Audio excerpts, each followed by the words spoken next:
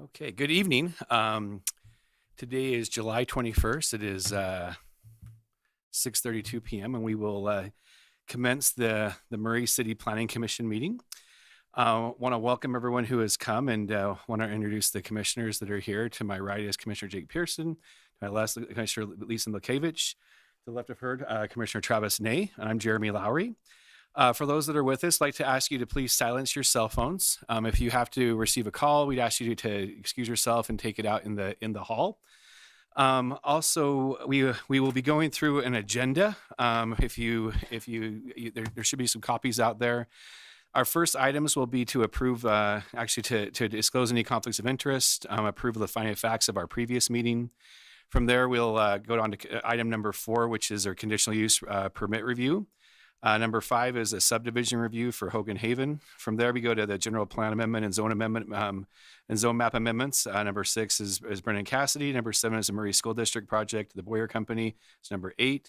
And then a land use ordinance text amendment at number 9, the Fire Claim Master Transportation Plan Amendment.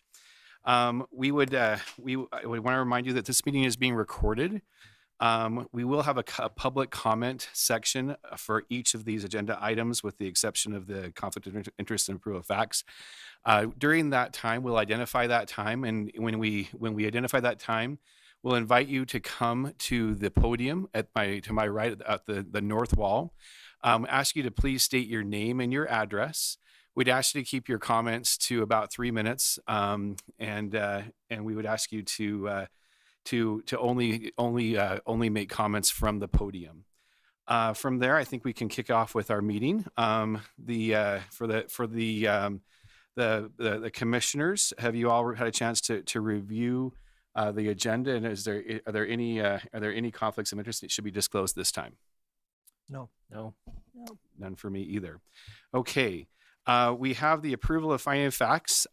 This is from our previous meeting. It was for BD Paris LLC. Have all commissioners had a chance to review the findings of fact? Yes. Any changes? No. Okay. I'll call for a voice vote. All approve, say aye. Aye. Any opposed? Okay. None noted. With that, we'll move on to the conditional use permit review for the break. Jared Hall is making the presentation, and Jared will turn the time over to you. Okay, thanks.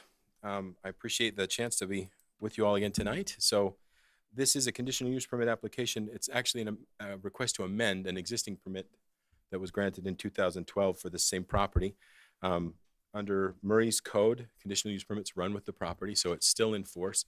But the conditions are specific, and they relate to off-site parking on a specific property. So the amendment request is to provide off-site parking on a different property under different conditions. So we'll go through that in these slides. So the property in question is the restaurant building here.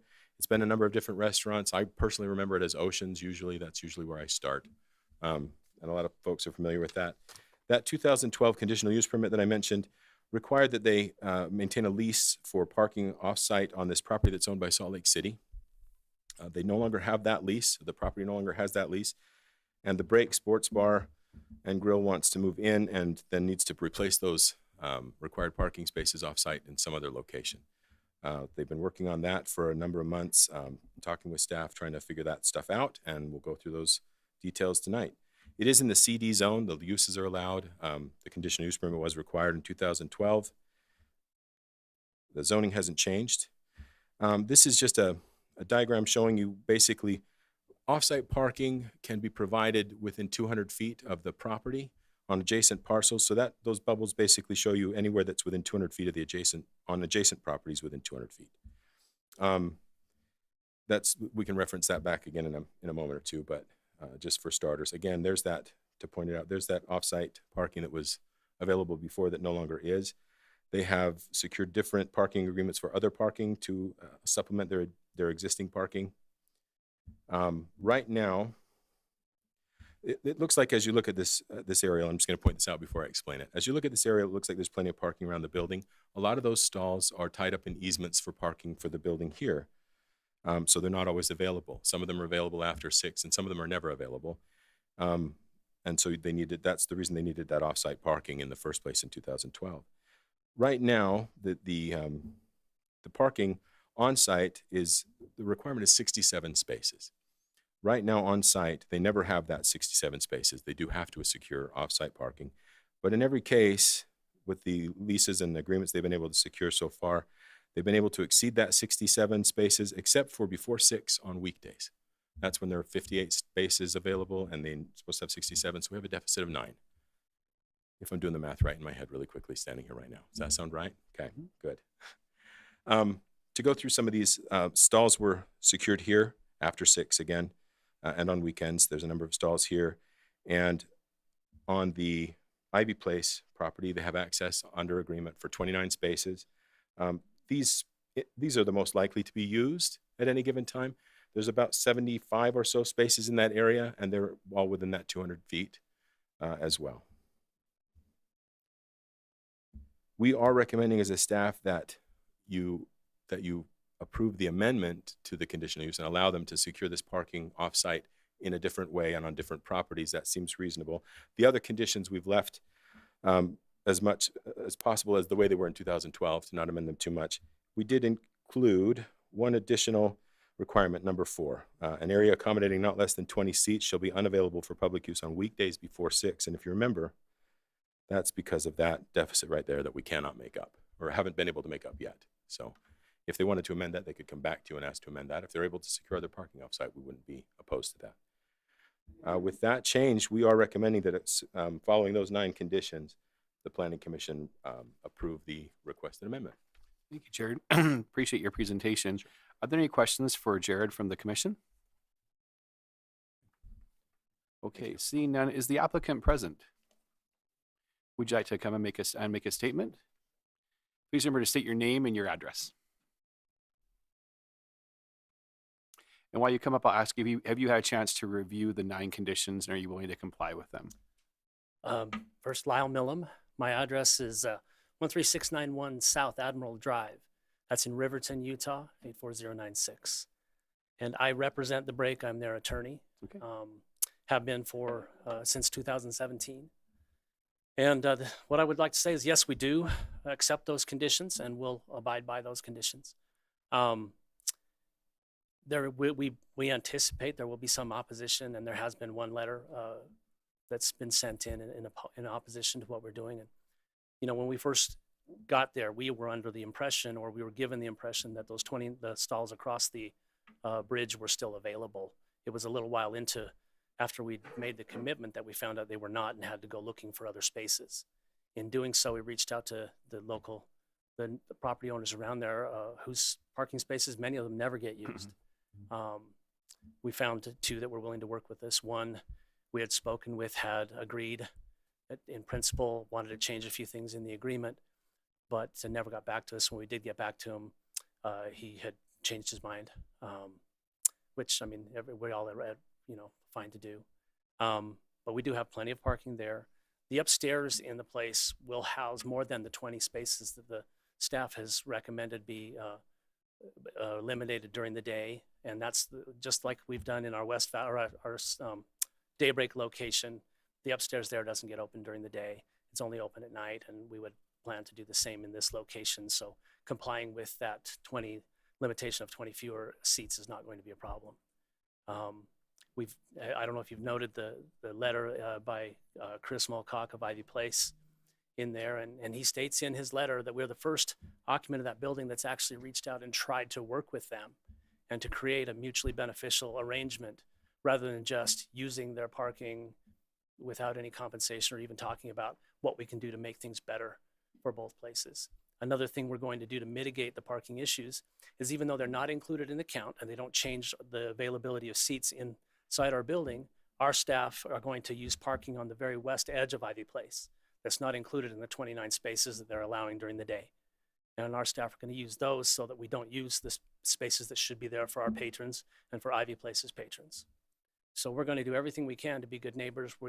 Our security staff and our servers walk the parking lot after every shift, at the end of the shift, and clean up if there's any garbage and things that have been left out, whether it's ours or not. They try to keep the place clean. We've got letters I brought a packet with letters from existing neighbors to show that anything these folks are worried about is pure speculation based on their past experience with other people and with other places.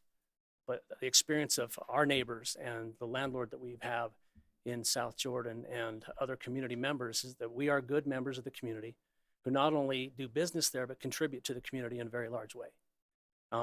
We have a packet we could hand out to you if you want further evidence of that.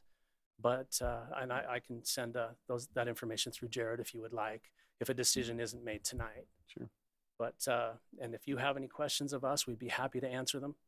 Great. I'll open up to any questions from the members of the commission. I think we're good. We appreciate you being here. Thank you for your time. Thank you. With that, we'll open it up to any public comment if there is any for this agenda item, and we do have a couple to read in. Yep. I do have a couple to read in, if that's all right. Yeah, absolutely.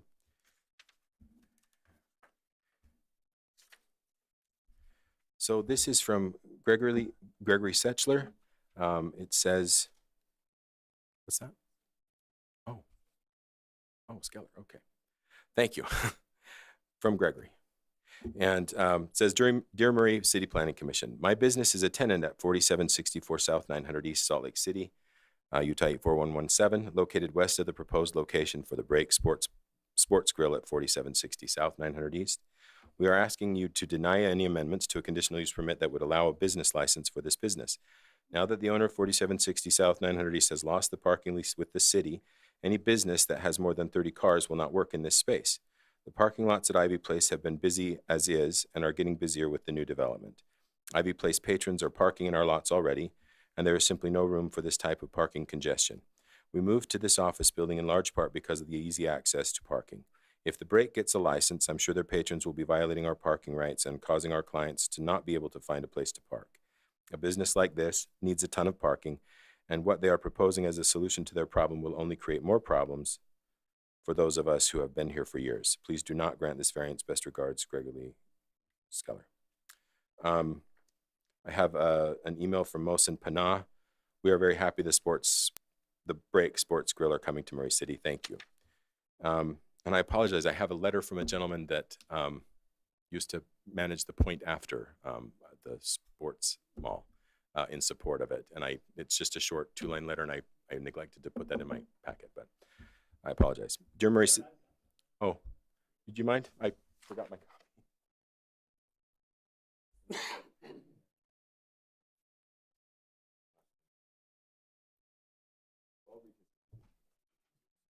That was an official turn-in, so I'll do that. This one is from William Roberts, former owner of the Point After.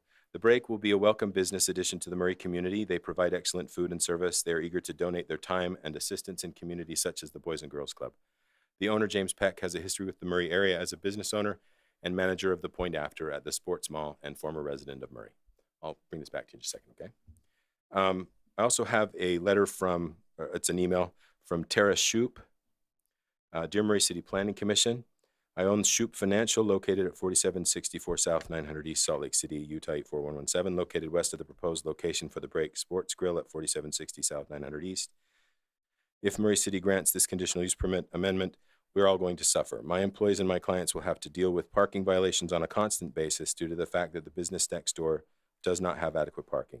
We were told they lost the lease over the bridge and are now getting temporary parking at Ivy Place on the northwest side. People park wherever the closest space is, and they violate signs.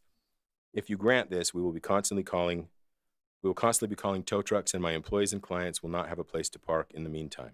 Please deny this application. A business like this needs a ton of parking, and they simply don't have it here. And the last, I think this is the last one I have. Yeah, this is from Brent Godfrey. Brent Godfrey Fine Art, 4740 South 900 East Murray. Dear Murray City Planning Commission, I am writing with concerns regarding the request for a parking amendment for the Break Sports Grill. I ask that you deny this request. It will hurt the surrounding businesses, including my own, negatively impacting the daily experience of doing business, potentially hurting property values and creating a constant nuisance. The concert venue that was at 4760 South prior to the break was rarely open, but when they were, my parking lot was filled. People drank and partied in my parking area late into the night and early morning, leaving my property covered with cans, bottles, broken glass, and sometimes needles. The Royal was a business that had an entire island of parking that was leased from the city, and it still spilled out into the neighbors' lots. The break will not have this large parking area available to them and will be open from lunch until late night daily. They do not own nearly enough parking themselves and will fill most of the parking stalls of every business near them. In the few years that I have owned my building, I have invested in an expensive remodel. I have upgraded the landscaping, repaved, and striped my parking lot. Constant use from the break's clients will cause wear and tear that I will be left paying for. I started very open-minded about the break bar moving in. I met with them twice about potentially leasing some of my parking stalls. The first time for their employees, the second time asking for many more spaces. I visited both of their locations, eating at one to have a clear picture of their needs. My observations were as follows. Everyone drove. They said that people used Uber. They required a huge amount of parking. They had 2 large dumpsters, open stacked with black bags nearly twice the height of the dumpsters. This matters because they said that they're going to use at least 2 of the limited parking spaces that they have as a dumpster area. When I expressed my concern about how the break's parking would impact the small businesses at Ivy Place, they said, quote, they are on monthly leases, end quote, implying that these businesses are expendable. When I pointed out that the break's clients were likely to fill the spaces between their building and mine, spaces that were not rented at that time and I don't believe are rented now, they said people will park where they want.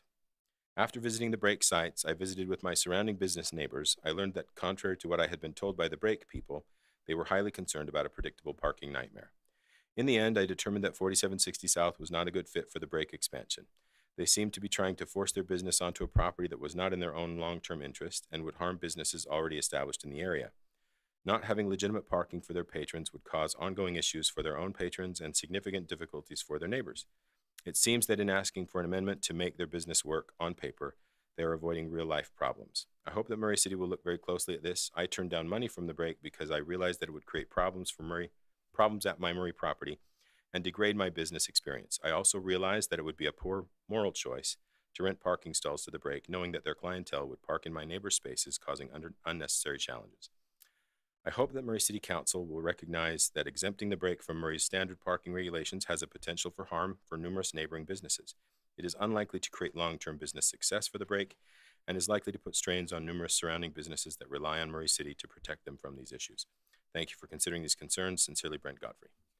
And that is the last one I have because I have Mr. Mulcock's letter that you had in your packet. So, okay, thank you. Very good.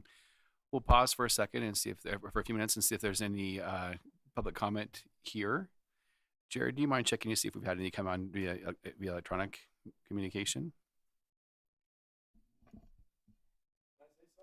If you'd like to, please come to the podium and remember to state your name and your address. Can you actually do it into the mic? Can you actually do that into the microphone? Yeah. So remember the meeting's being recorded. So speak into the microphone. Edward Chassie, owner of the Carew Restaurant in Ivy Place Shopping Center, and I'm also employed by the Mulcocks for 10 years as the maintenance manager of Ivy Place. So I'm here with 2 hats on. I want to just bring up a few things that I know about because Mulcocks asked me to come and just bring some things to light.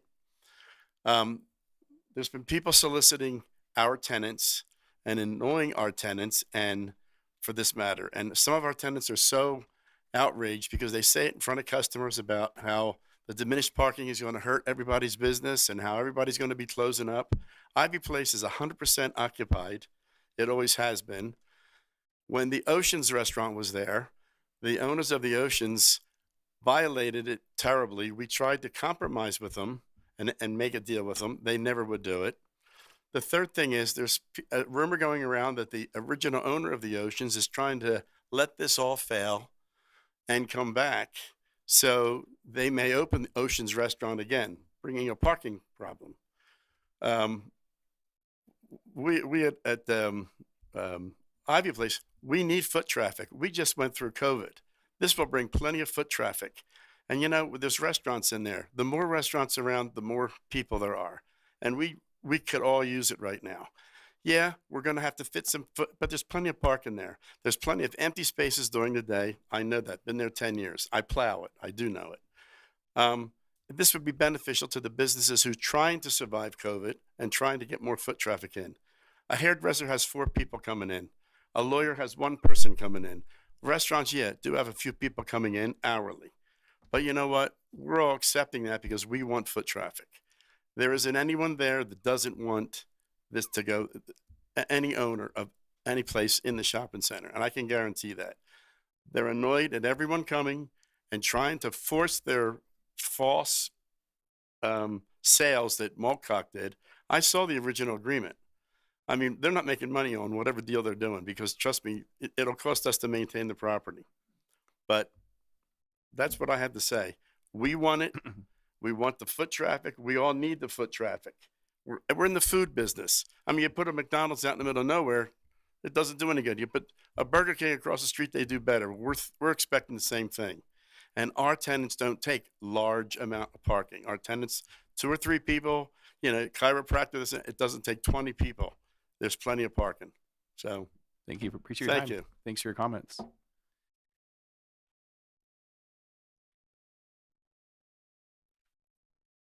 Good evening. My name is Robert McConnell. My address is 101 South 200 East, Suite 700, Salt Lake City, Utah. I'm with the law firm of Parr Brown Gee and Lovelace. We represent Pine Creek Properties, which is the office building that shares the parking facility. So this is being processed, as your staff indicated, as an amendment to existing conditional use permit. So there doesn't appear to be any update analysis of the square footage or the number of seats in the restaurant. So there was a drawing that was provided in response to one of Pine Creek's grandma requests that identified square footage of service area for the building. That would result in a parking requirement of 71 spaces, suggesting that the lunchtime limitation should be expanded to 28 seats. I don't know the vintage of that. There was no date. It could have been part of the 2012 CUP application. It could have been a part of this one. Based upon the 67 space requirement proposed, Pine Creek suggests that the commission impose an additional condition limiting the overall service area to 3,350 square feet and a total seat limitation of 134 seats at any given time. That would just correspond with the parking requirements set forth in your code. Pine Creek understands that most of the area on Ivy Place is within 200 feet measured from the edge of the subject property. That said, the staff's conclusions rely upon parking spaces, or at least it appeared to us, that are beyond that limit and in a potential contravention of the code. Your code requires shared parking or off-site parking that is not on the lot to be within 200 feet. It's unclear to me whether that's measured from the door, from the edge of the property line, or so forth.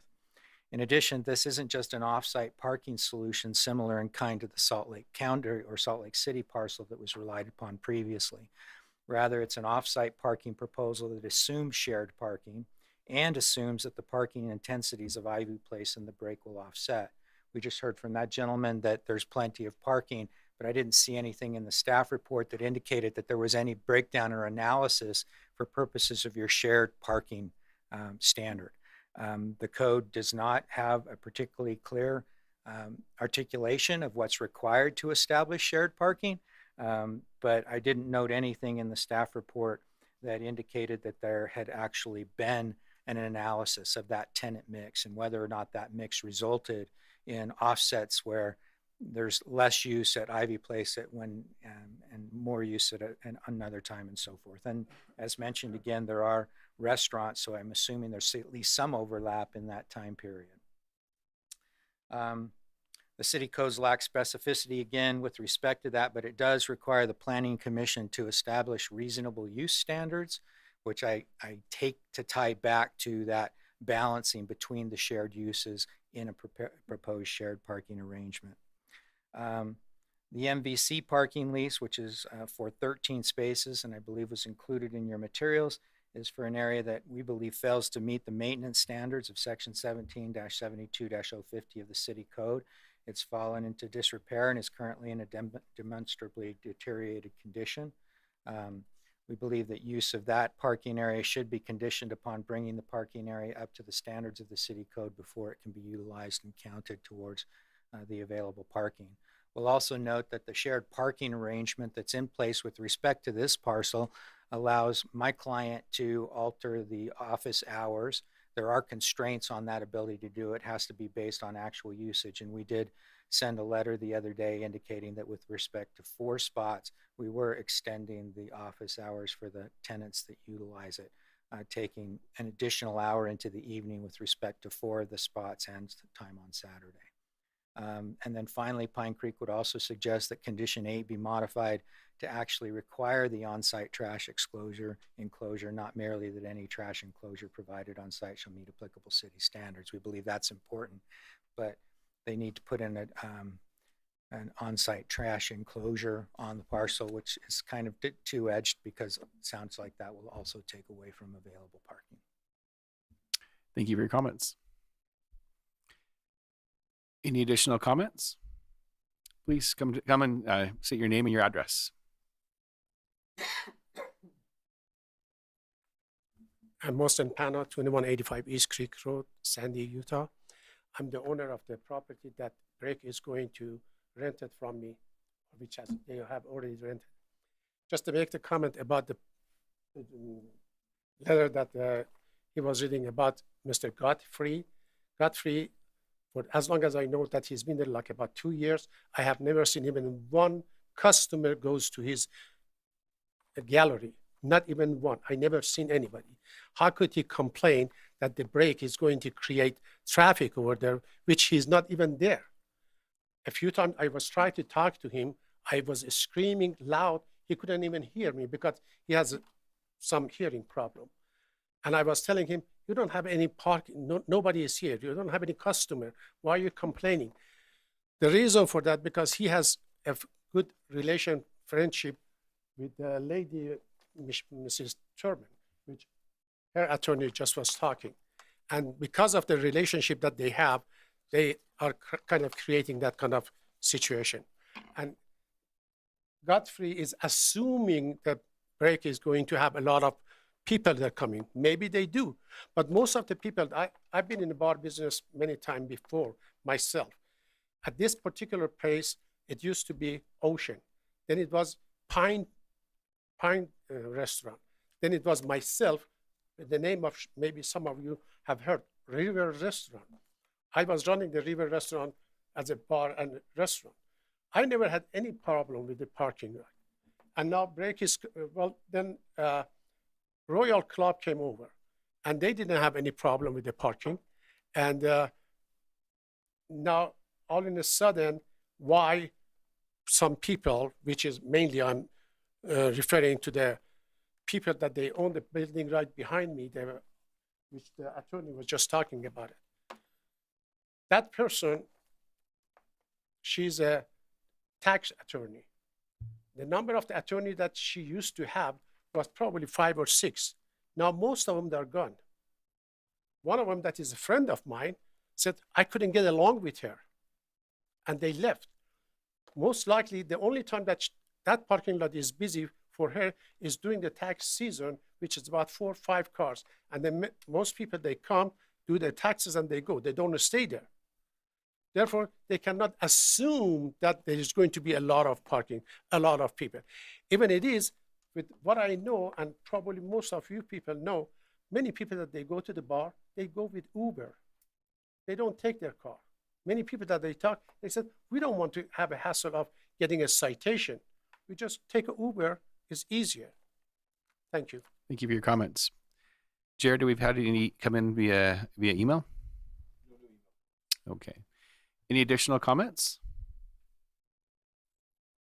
Jared, would you like to respond to, oh, we have another, yep, please feel free to come up and state your name. Remember, try to keep your comments to about 3 minutes. Okay. Thank Michelle Turpin, 4764 South, 900 East. Welcome. Robert's my representative. My family developed this property. That is the issue between, the parking and our office building and the restaurant property in 1975. And we own both the restaurant parcel and the office parcel. This board required a lease, a long-term lease. We had a 20-year lease with Salt Lake City on the area over the bridge, with an option to renew another 20 years. We were not able to get a restaurant license without that city parcel. That was the golden ticket to getting the ability to run a retail restaurant space in that space. When I found out that Mosen had lost that lease and that the city was suing him because of failure to pay the lease payments and maintain that lease, and I found out that he had leased to the break, I was sick about it. Truth is, when I found out the break was leased, the new tenant, I was happy. I visited, told all the bartenders I couldn't wait for him to be there. And I was happy we were going to get a new tenant that was going to fix the place up next door. When I discovered they lost the lease, that Mosen had lost the lease, I knew that there were going to be issues for everybody. And going back historically, we did work with Ivy Place. We had the Country Fair originally, Creekside Inn, then Oceans. We actually leased and paid Ivy Place for the lease spaces that were being used by the restaurant. So the gentleman who said we've never done anything is incorrect. I'll end with saying you guys have required that space to have the lease over the on the city parcel from the beginning of when those parcels were developed, and now changing that is going to create huge difficulty and issues going forward. Thank you for your Thank you. comments. Thank you. Are there any additional public comments for this matter? One second, Jerry, do you want to address some of these items? And okay. Just a couple of quick points to make sure. A couple of the issues that were raised. Good points. The square footage of the building has not been expanded. The requirement, and so their square footage of the building has not been expanded during this process. It hasn't been expanded further onto the parking lot. It hasn't been expanded in any way that we can identify. So I use the 67 because that is the number that was put in the original conditional use permit in 2012. It's the number they came up with, and as far as I can tell, it hasn't been expanded to include more. Four more spaces is 8 more people, or 4 more. It's not a huge difference. I don't have concerns with it, obviously, or I would have been more concerned about it. There was some mention of the parking at Ivy Place and whether there's not analysis of that. I did not include it in the staff report, but Ivy Place, by my calculations, requires as a unit, as a development, as a shopping center, about 205 parking spaces, have an excess of 330. So there is not a parking deficit. There's a parking excess on Ivy Place. There's plenty of parking to go around there by our standards. That might not be anybody's anecdotal experience, and I can't speak to any of that, whether that's to say there's no parking problem or there's a huge parking problem. I can only go with the calculations that we make based on our code. With respect to parking on the West Wing in disrepair, that's one of those things that we have to look at and say, conditional use permits we are allowed during conditional use permit as a condition to impose reasonable conditions related to the expected impacts. I would caution against saying that needs to be put into better repair than it's in right now. I don't share that. It could be restriped, perhaps, but it's not unusable. Go ahead, Lisa, sorry. And to be honest, Mr. Hall, I drove it earlier and saw that one strip wasn't in the same condition as other areas. I thought it would be reasonable to ask them to upgrade it, maybe just weed it. Yeah, keep it clean, restriping it perhaps. But it is not the Gordon properties. No, we've seen worse, I guess, is that's fair to say.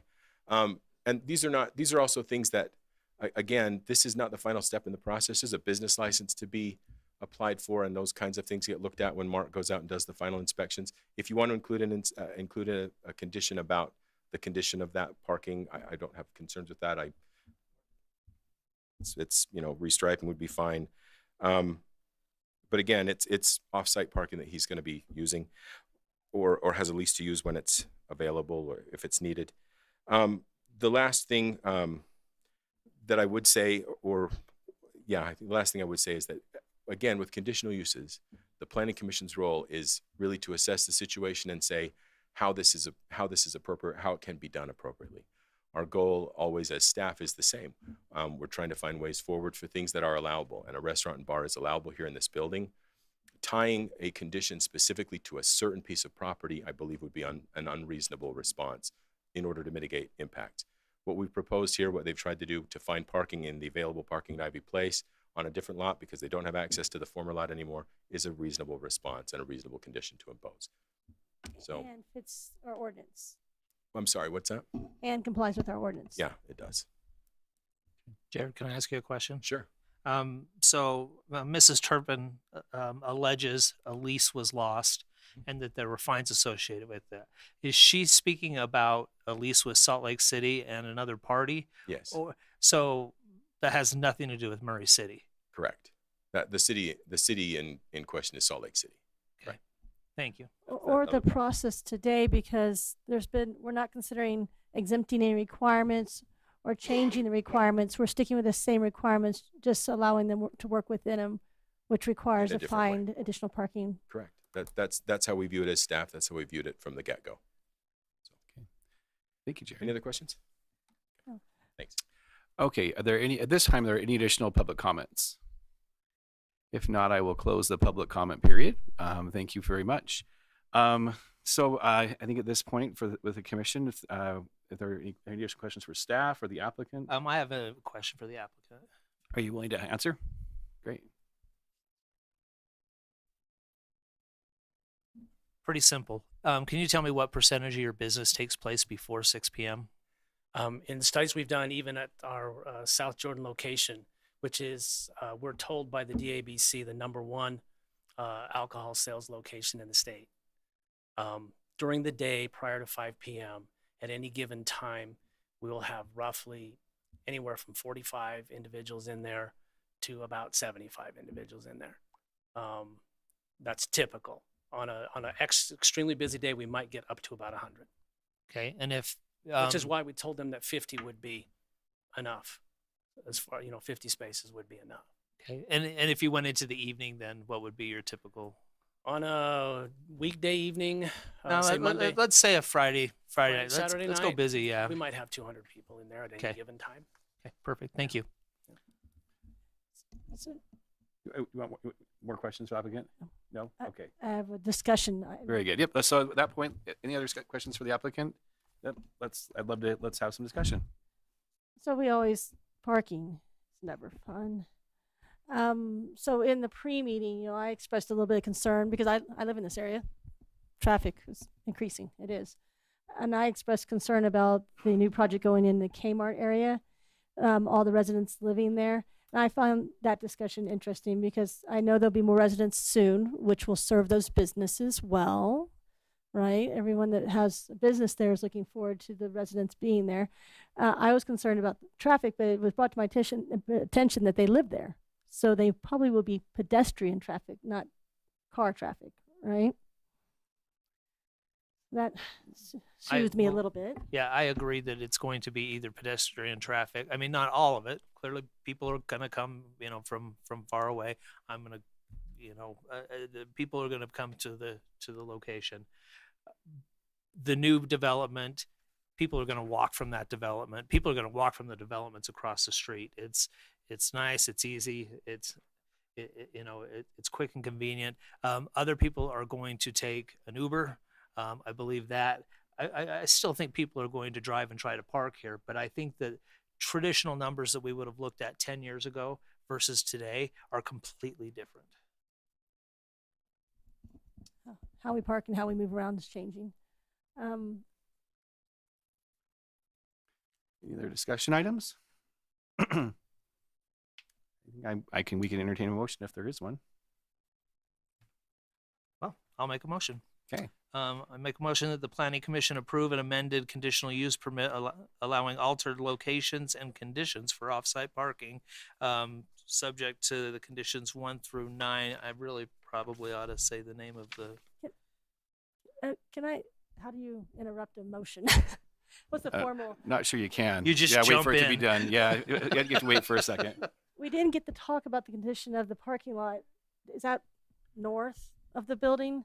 Well, I Is think that one? I think That's to the now that west. we're in a motion, we can not second the motion and it can die, but we need to finish the motion. So let's finish Okay. the motion. So I'll just say that it's at the property address 4760 South, 900 East. And then Lisa, what you do is ask if you can have discussion on the motion. Can I And have ask if discussion you on the want to motion? amend it. Can I you ask amend if- your motion? Can we discuss your motion? Let's discuss the motion. I'm not opposed to your motion, but I would would you consider adding to your motion? And I'm not exactly sure what we want to add yet. Something in which we make sure, I don't know, talk to me about it. Have we said enough when we say they need to be up to code?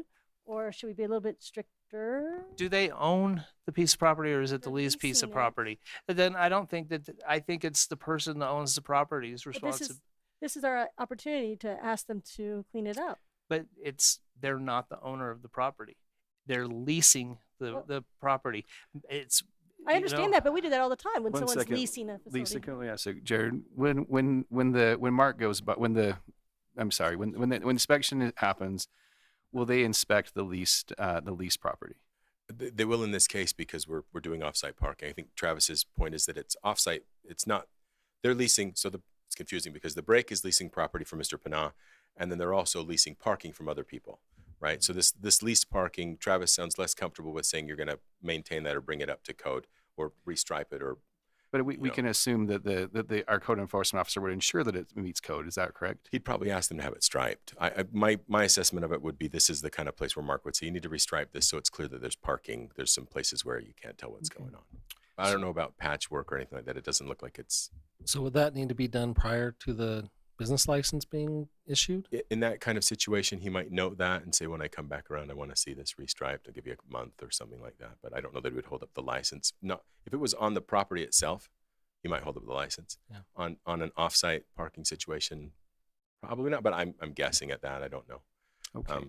Is there an amendment to the motion, or is there a second to the motion? Or you want to talk about it more?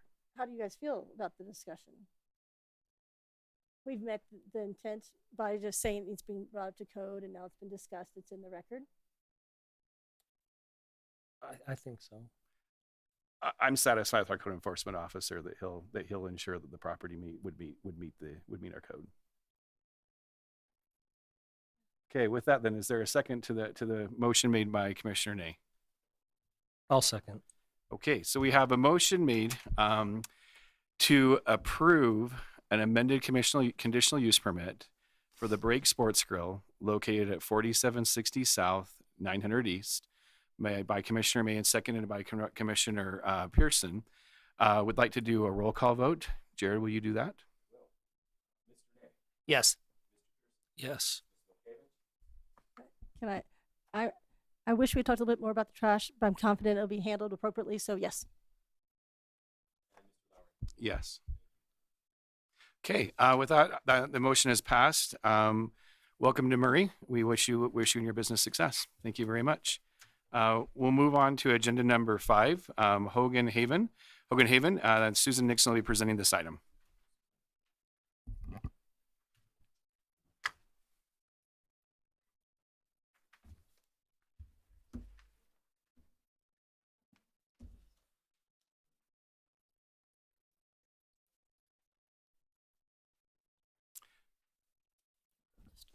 So I'd ask the audience member, those that are in attendance, to give the staff their attention while we make this presentation. Okay, I was just kind of waiting for him to clear out a little bit. Thank you. This application is for Hogan Haven flag lot subdivision located at 17 East at 6150 South. The property is on the north side of 6150 South and also north of the Murray City Senior Center and adjacent to the ballpark parking lot, as you can see on the map there. The property is located in our R18 residential zoning district.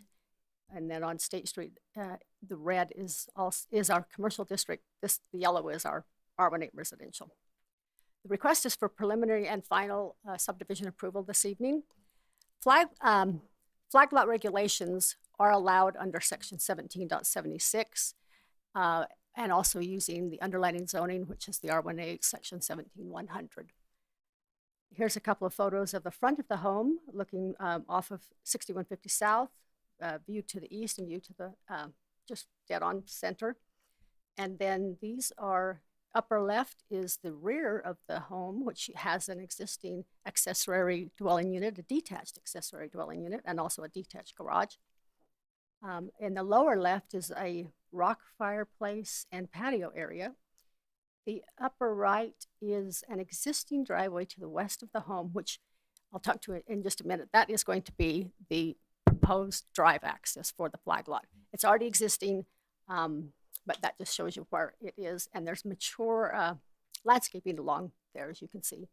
At the back of the property, there is a large metal building, an accessory structure.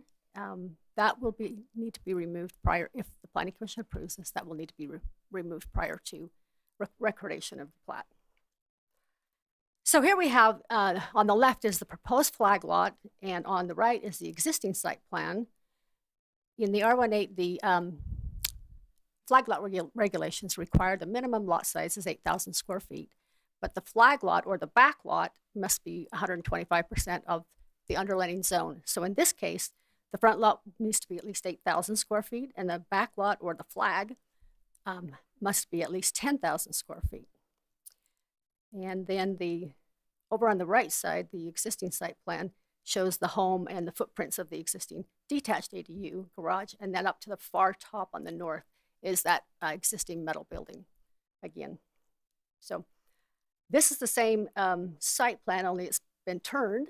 So the north is on the right-hand side. This does show the buildable areas of the lots with the easement. So the new flag lot would need to meet the R18 setbacks, which are 25 feet front and rear, and a minimum of 8 on one side, but a total of 20 on each side. And this diagram shows 10 feet on each side.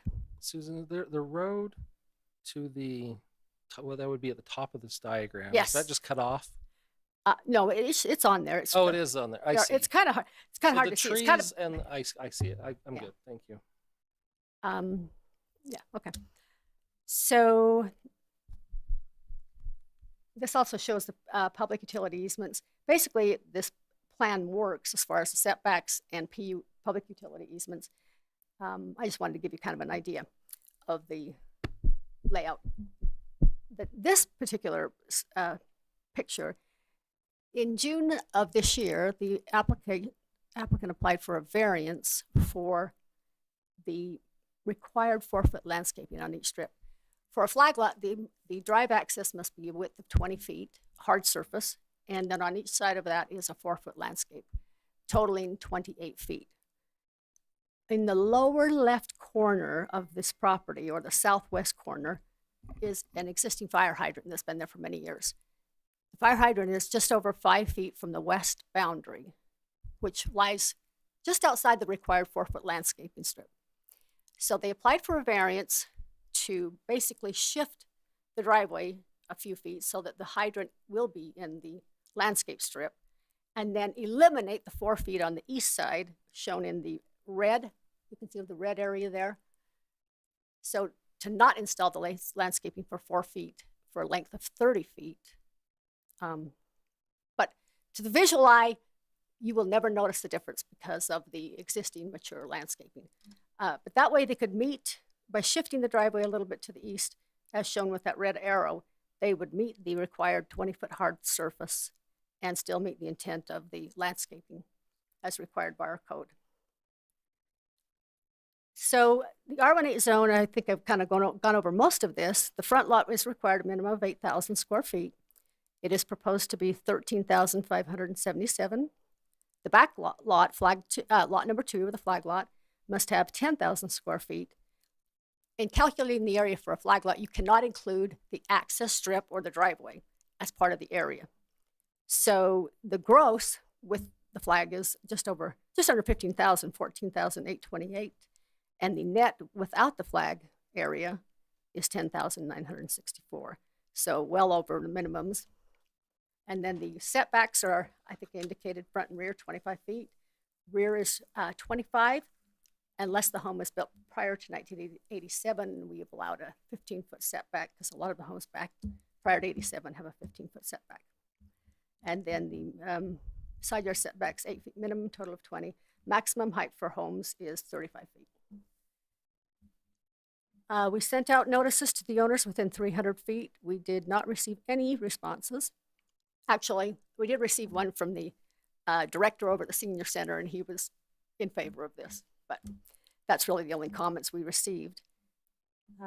With this proposal, the applicant will be able to retain, I'm going to go back to this for just a second, the existing, over on the right-hand side, the existing home and the accessory dwelling unit detached and the detached garage, and then build a new home at the back. So this is maximizing this lot,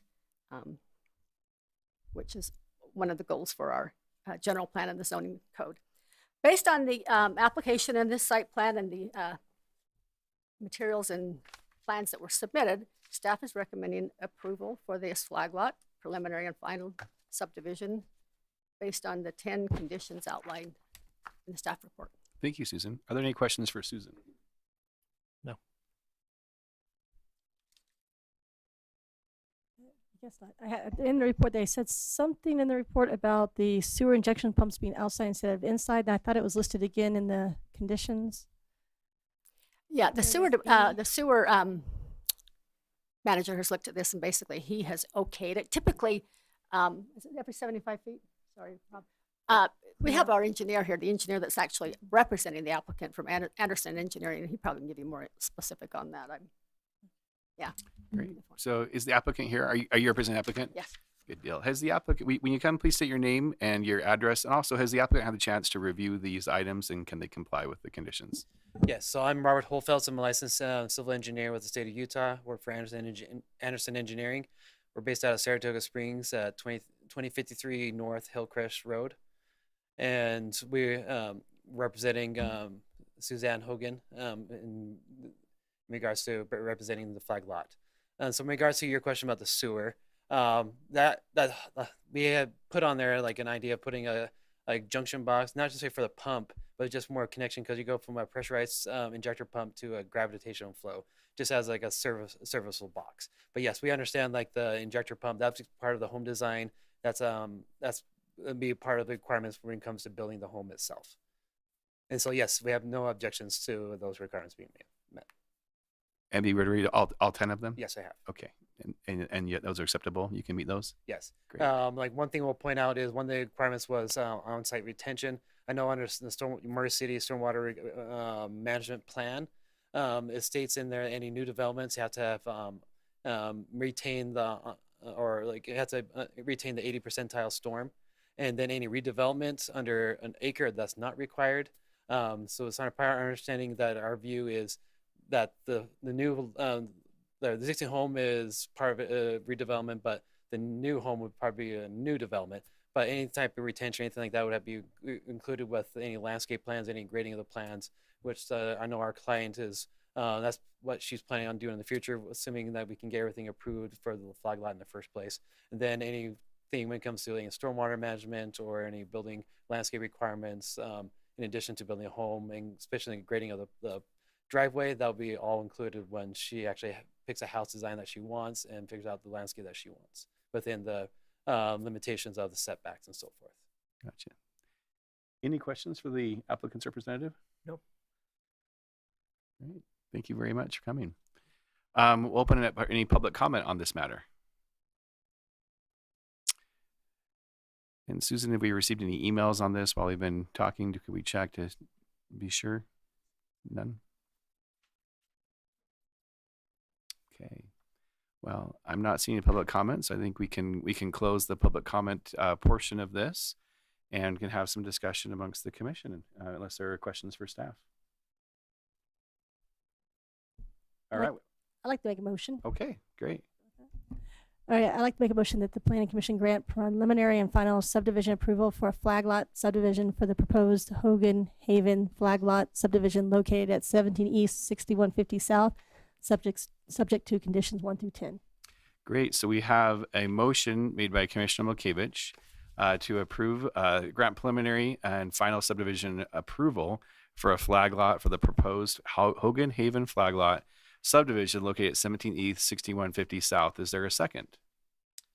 I'll second. Okay, it's been seconded by Commissioner Ney. Susan, would you do a voice roll call vote? Commissioner Milkevich, Yes. Commissioner Ney, Yes. Commissioner Pearson, Yes. and Chair Lowry. Yes. Thank you very much. So that motion has been approved, and we congratulations and let your client know that we're to welcome again to Murray. So with that, we'll move forward to item number 6, which is a zone map amendment, and Susan is presenting this as well. Yes, thank you. This request was made on behalf of Brendan Cassidy. The representative is Brian Labram. The request is for property at 98 West Winchester Street. Property is on the north side of Winchester Street, adjacent to I-215 and to an existing office condo complex on the west. It is a small portion of property, just over 1,700 square feet. The property is currently zoned R18. The adjacent property to the west, as you can see in the pink, is all RNB. The general plan calls for all the properties along Winchester Street on the north side to be RNB. So this is coming into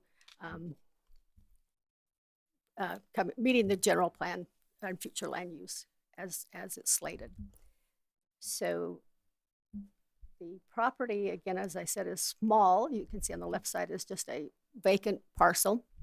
The intent for this rezone is the owner of half of the condos next to it is he would like to improve this property and expand it for additional parking for the offices. And virtually, there's really nothing else you can do with this property. It's so small, it doesn't meet, it would be very difficult to meet anything with the setbacks, etc. The photo on the left is the existing condos, as you can see, and then the parcel that is right in the front of that. So this is looking to the west. Here's a picture of our future land use. The pink is our residential business or RNB zone. So this request falls right into what they call for, the future land use and general plan. The zoning regulations for the R18, the existing zoning, as you can see there, are 8,000 square foot lots. This one is 1,700. And then it's got the setbacks, 25 feet front and rear, and 35 feet maximum height. It would be difficult to build something and utilize that under the existing zoning. They're proposing the RNB, which does not have a minimum required unless you're going to do a single family or a twin home. And maximum height is 20, but the intent, as I said, is to develop additional parking. So based on this information and the recommendation of staff and the general plan and our future land use map, staff is recommending that the Planning Commission review this application and make a positive recommendation to the City Council as requested for the zoning map designation change from R18 to RNB. Great, thank you. Are there any questions for Susan from the Commission? Okay, thank you very much. Did we receive any public comment on this item? We did not receive any. All right. With that, we'll open up for any public comment concerning this this agenda item. Have we received any via email while we've been during the presentation? Okay. Okay. Not seeing any desire for a public comment on this, I think we can close the public comment portion and move to the Commission if there's any discussion about this item. And if not, we could entertain a motion. I'll make a motion. All right. I'd like to make a motion that Planning Commission forward a recommendation of approval to the City Council for the requested amendment to the zoning map designation of the property located at 98 West Winchester Street from R18, low density residential, to RNB, residential neighborhood business. There were no conditions, right? No conditions. Yeah, there were no conditions. So we have a recommendation for approval by Commissioner Milkevich to recommend it to forward a recommendation of approval to the City Council for the requested zoning map of designation of the property located 98 West Winchester Street from R18 low density residential to RNB residential neighborhood business. Is there a second? I'll second. Okay. With that, we have a second by Commissioner Pearson. Susan, will you call for a voice vote, please?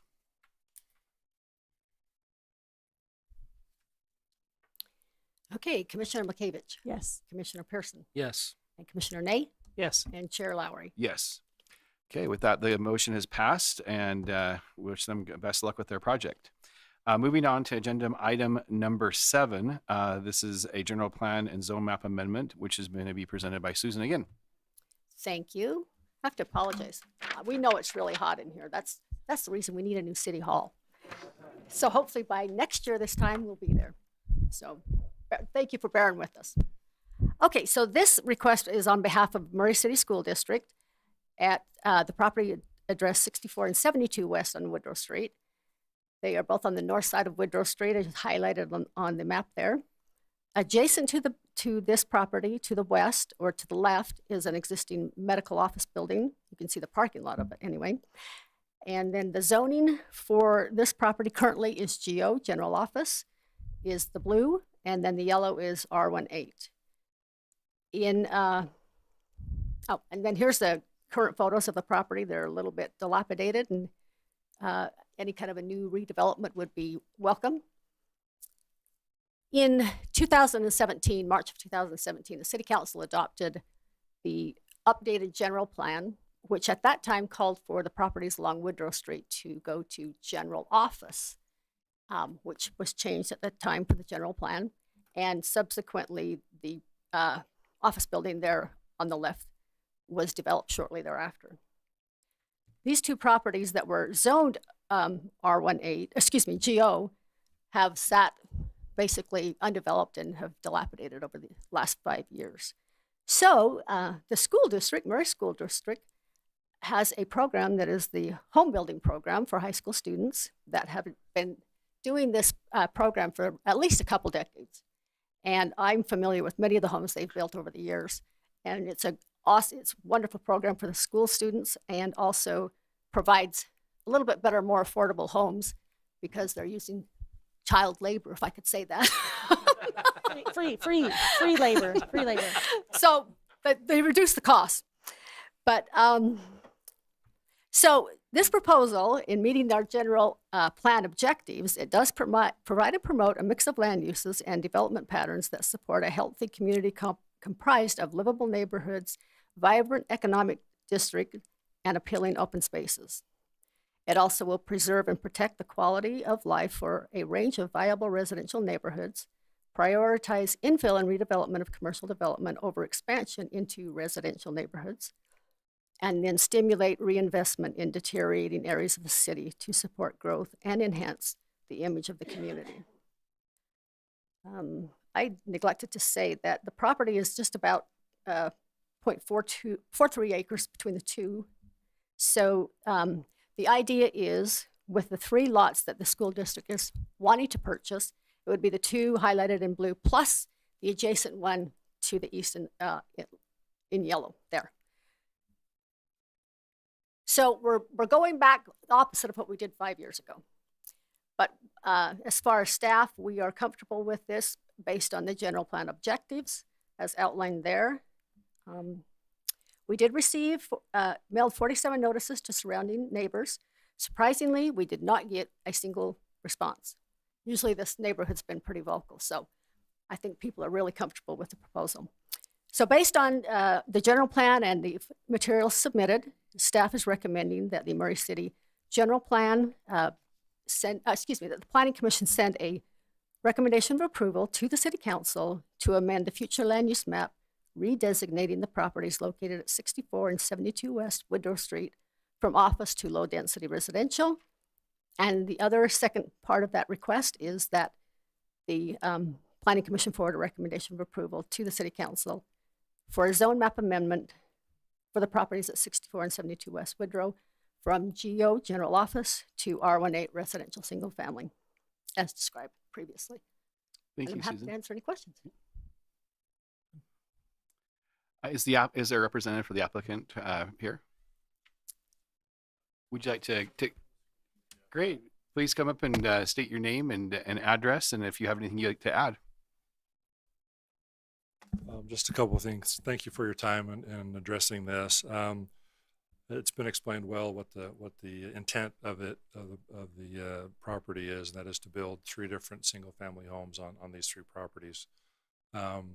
Just an interesting note, and that is that there's a lot of interest from the high school students with this home building program, and because of the location that we've had to build homes in the last 3 homes, the participation has dropped because of transportation issues. We were very interested in these properties as they're adjacent to the high school, and we would anticipate that there'd be quite a bit more interest from students, and more would be able to participate because the property is so closely located to the high school. So, Great. Could we get your name oh, for the I'm record? sorry, Yeah, Richard Reese. I'm the business administrator for the school district. I apologize. you're good. Great. So yes, and with that, I think it fits in with what the city's trying to do as far as develop low-density residential, and I think it's beneficial for all parties. So thank you. Any questions for the applicant or representative? Nope. Okay. Thank you for coming. Thank you. Appreciate it. We have everything. With that, we'll open up public comment. If there's any comment about this item, and we'll ask if there's been any emails received while we've been during the presentation and discussion. None? Okay. Seeing no public comment, I think we can close the public comment section of this agenda item and bring it back to the commission for discussion or a motion if there is one. Any discussion?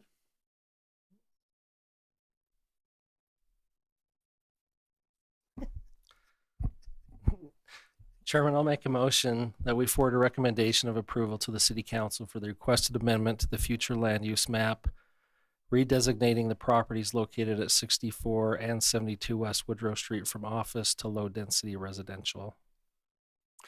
I'll second it. Very good. So we have a motion made by Commissioner Pearson and seconded by Commissioner Nate that we forward a recommendation of approval to the City Council for the requested amendment to the future land use map, redesigning the properties located at 64 and 72 West Woodrow Street from office to low density residential. Susan, will you do a roll call?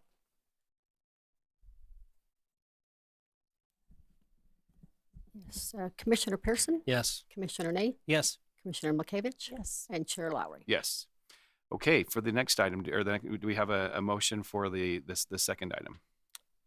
Chair, I'll make a motion that we forward a recommendation of approval to the City Council for the requested amendment to the zoning map designation of the properties located at 64 and 72 West Woodrow Street from GO General Office to R18 Single Family Low Density Residential as described in the staff report. I'll second. All right, we have a motion by Commissioner Pearson and a second by Commissioner Native for a recommendation of approval to the City Council for the requested amendment to the zoning map designation of the properties located at 64 and 72 West Woodrow Street from GO General Office to R1 through 8, single family low density residential as described in the staff report. And Susan, we do another vote for us. Roll call vote. Yes. Commissioner Pearson, Yes. Commissioner Nate, Yes. Commissioner Makavich, Yes. and Chair Lowry. Yes. Great. All right, the motion is passed, and we wish the school a lot of success with this. I think it's a great program for interested students. With that, we'll move on to agenda item number 8. This is the general plan and zone map amendment on the property located at 860 East Winchester, and Jared is presenting. Okay, thank you. 861 East Winchester, and a whole bunch of other addresses that we're going to look at right now. So these are all the properties that are involved in the request. This is the old R.C. Willey at the corner of 900 East and Winchester Street. And all of these different properties that are shown, outlined in yellow, are involved. As you can see, they don't quite take up all of the properties along 900 East or the hard corner of Winchester 9th East, but the R.C. Willey building and the bulk of that, all that parking that was associated with it. It's currently zoned CD, general commercial. It's our commercial development zone. It's our standard sort of corridor commercial, downtown commercial kind of zone. Allows a lot of different things. We'll talk about those in a few moments. But the R.C. Willey building ceased operations early in 2021. That feels like about 3 years ago because of all of the things that have happened since then. But just a year and a half ago, ceased operations. The building has been vacant since then. The Boyer Company purchased it and intended to looked at doing mixed use projects there. Those did not pan out. The zoning wasn't approvable. We worked with them on looking at a different kind of approach to the project, and they've asked for this rezoning to RM15, which is a 12 units per acre multifamily medium density zone. So the request is to rezone from this CD zone, commercial, to the medium density RM15 zone.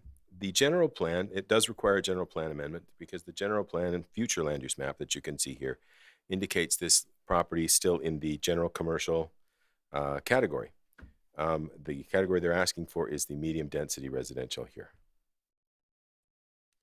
Medium density residential as a category will support zones such as R16, R210, RM10, and RM15. That's what they've asked for. That's 12 units the acre. To compare the zoning that's in effect right now with the proposed zoning, for heights of structures, the CD zone allows 35 feet when you're located within 100 feet of residential zoning, which this property is, and most buildings on the property would be partly, at least in that area.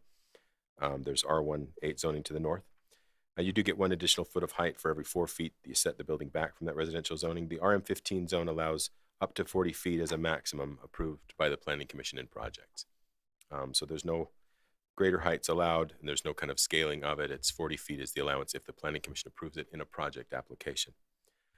Parking in the CD zone is different because there are no residential uses contemplated by that CD zoning at all. So the only parking requirement in the RM15 is for residential. So you do have those differences. 2.5 parking spaces per dwelling unit is what's required in the RM15, and the standard parking required in the CD zone is that 1 per 200 or 5 per 1,000. So the setbacks are fairly similar. The front yard setback in the CD zone required is 20 feet. Front yard setbacks for buildings in the RM15 zone is 25 feet. Rear yard setbacks are required at 25 feet. There are no setbacks aside from a front yard setback in the CD zone. 25 for a front in the RM15, 25 for a rear, 8-foot sides, totaling 20. These should sound familiar because they're like the R18 zone, basically, right? And then 20 foot for corner sides. Those are very similar. Lots of projects in the RM15 zone do come in as planned unit developments when they're subdivisions. And the planned unit development will allow you as a planning commission to vary some of those setbacks. But the standard setbacks that are required for buildings are those there that you're seeing. General plan considerations for these properties to be considered for medium density category instead of that general commercial.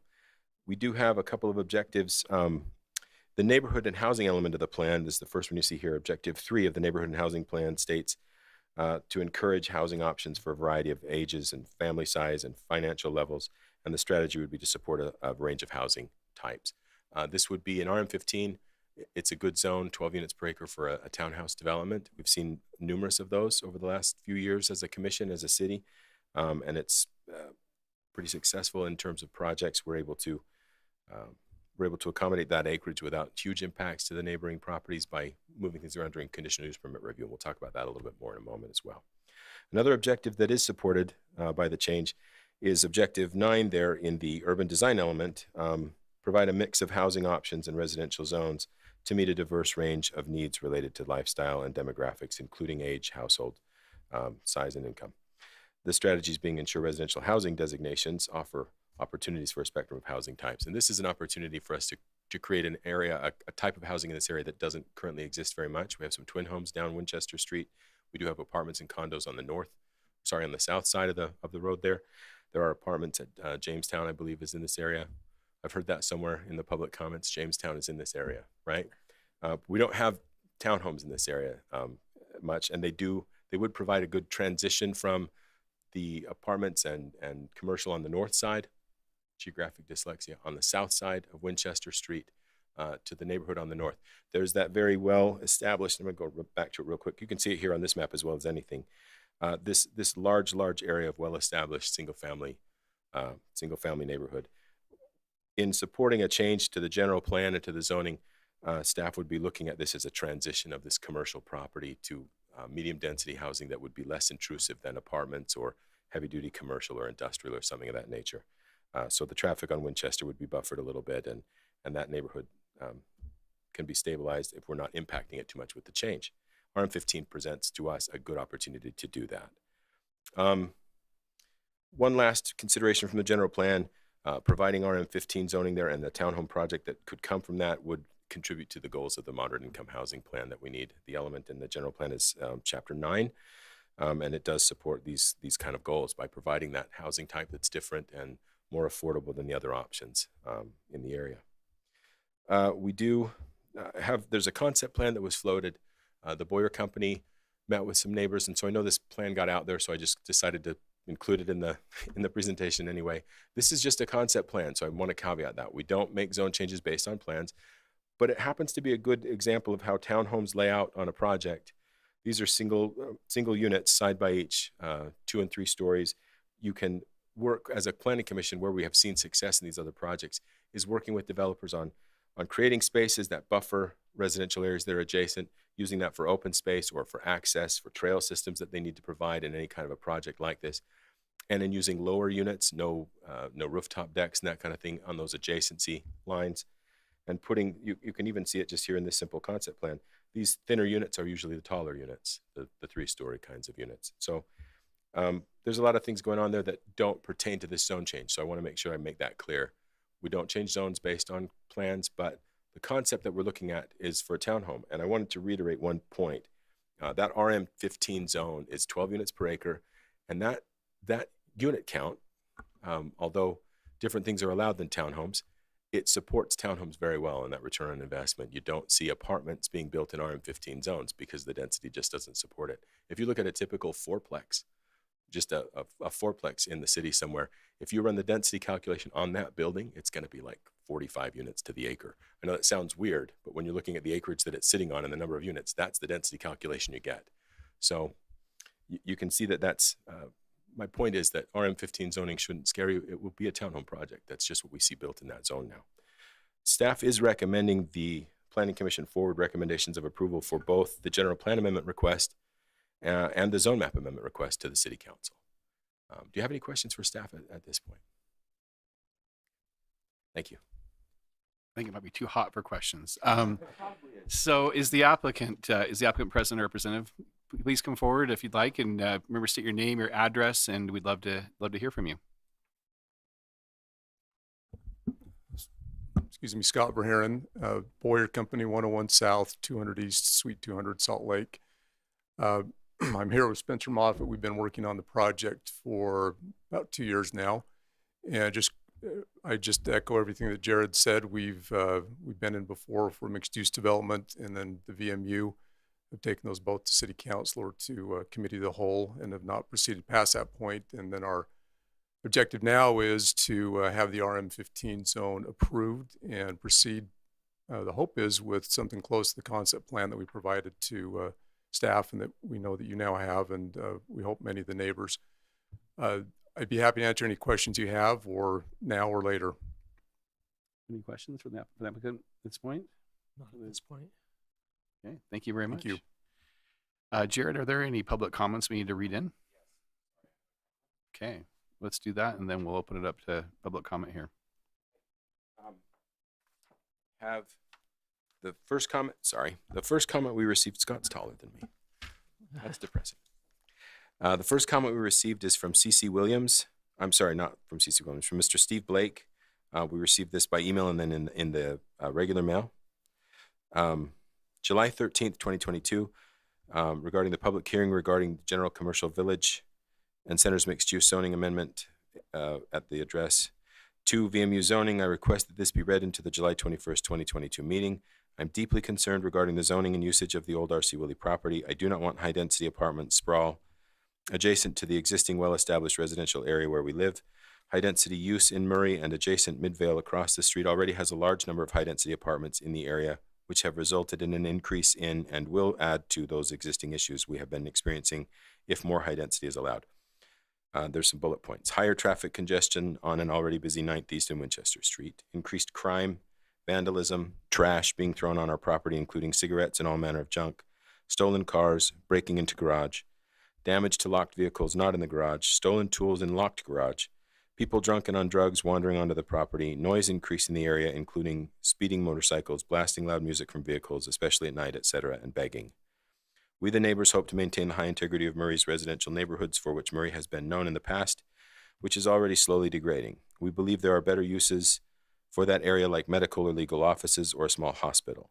I've lived in the Murray area for much of my life and have appreciated the quality of life that Murray has maintained in the past. Thank you for taking our issues into consideration, Steve Blake. 757 East Winchester Street. I also have an email from Verlin Ann Greenhall, Murray Planning Commission. My name is Verl Greenhall. My wife Ann and I live at 771 East Labrum Avenue. Pertaining to the rezoning of the former R.C. Willey property from CD, commercial development, to RM15, medium density multifamily residential. We would not oppose this rezoning, providing the development matches the proposal shown to us by representatives of the Boyer Company showing 110 townhomes. This option seems to be reasonable development. We strongly encourage Murray City Public Works to address the stormwater concerns as the development progresses. We would prefer a retention rather than a detention option for stormwater. We suspect the geotechnical soils report will show a percolation rate that would accommodate a retention option. The less water entering into the storm drain line that runs north and south along the Boyer East property line will help prevent flooding at the bottom of Labrum Avenue. I've attached the proposed development shown to us by the Boyer representative. That's the one I showed you. Thanks for your consideration, Verlin and Greenhall. And if you couldn't tell from that last paragraph, Verl is an engineer. So, All right, very good. Thank you. With that, we'll open up to public comment. I'd like to request that, remind everyone that we would like to keep our public comments to 3 minutes or less. So with that, we'll open it up. Please remember to state your name and your address.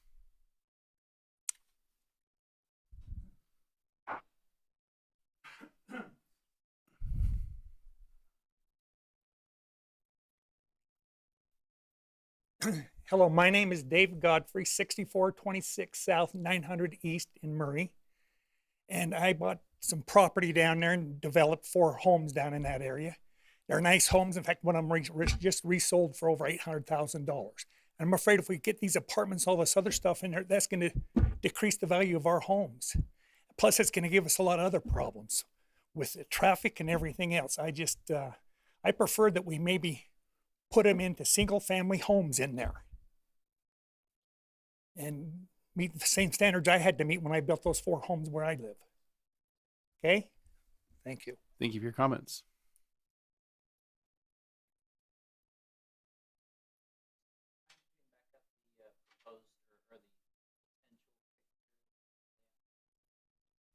Yeah, it's fine with me. Mr. Chair, Mhm.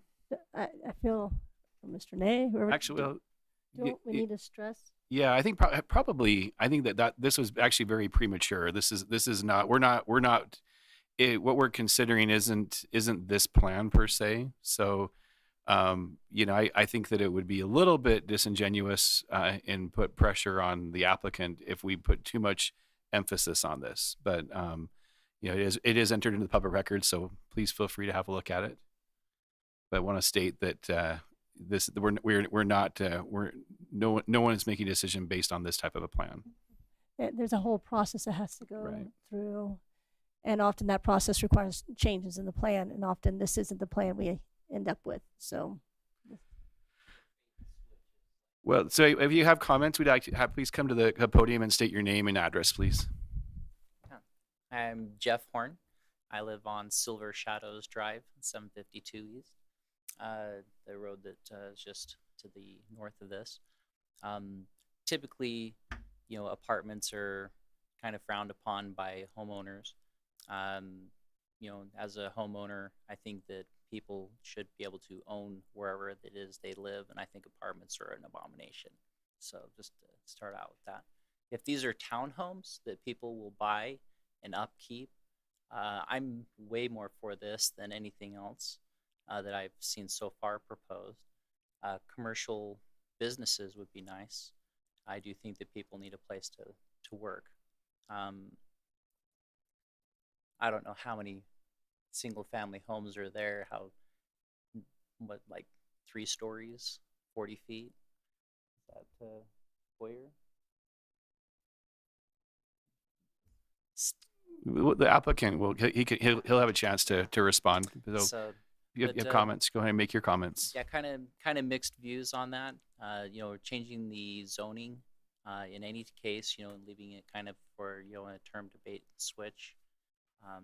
It's kind of a big deal, and there's not a lot of property in Murray that can be made commercial any longer, and I kind of think that it should stay that way. Appreciate your comments.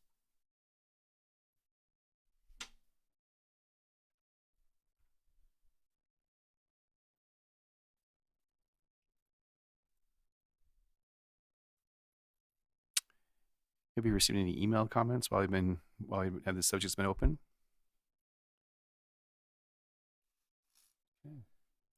Any additional comments anyone would like to make at the podium for the record? Yeah, please.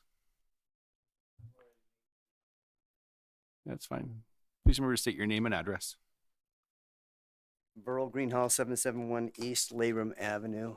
I don't know exactly the process that continues on from here. I know we can't put a conditional use on a zoning change. It would be my preference to do so, to avoid a bait and switch, but I don't, the mathematics don't allow that really to happen much, as Jared has said. This is basically, Scott, did you say it's 12 and you're applying for a 15? So the most they could go is up 3, which is not bad on there. So the idea of commercial, I want to just address that. If there's any property that is affected more than mine and the Richardsons, I don't know what they would be. Truly, a commercial, if they tear down R.C. Willey and they put commercial, that would be very difficult for my home. We would lose not only view, but we would lose light that would be able to enter into our home with commercial that would be that close. So as an alternative to commercial and high density, I think this is a reasonable request. Thank you. Any other comments?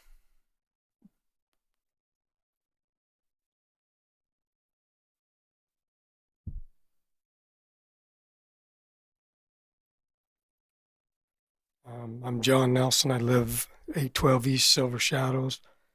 Our property is just like the Horns, just a little bit north. We're right on the north side.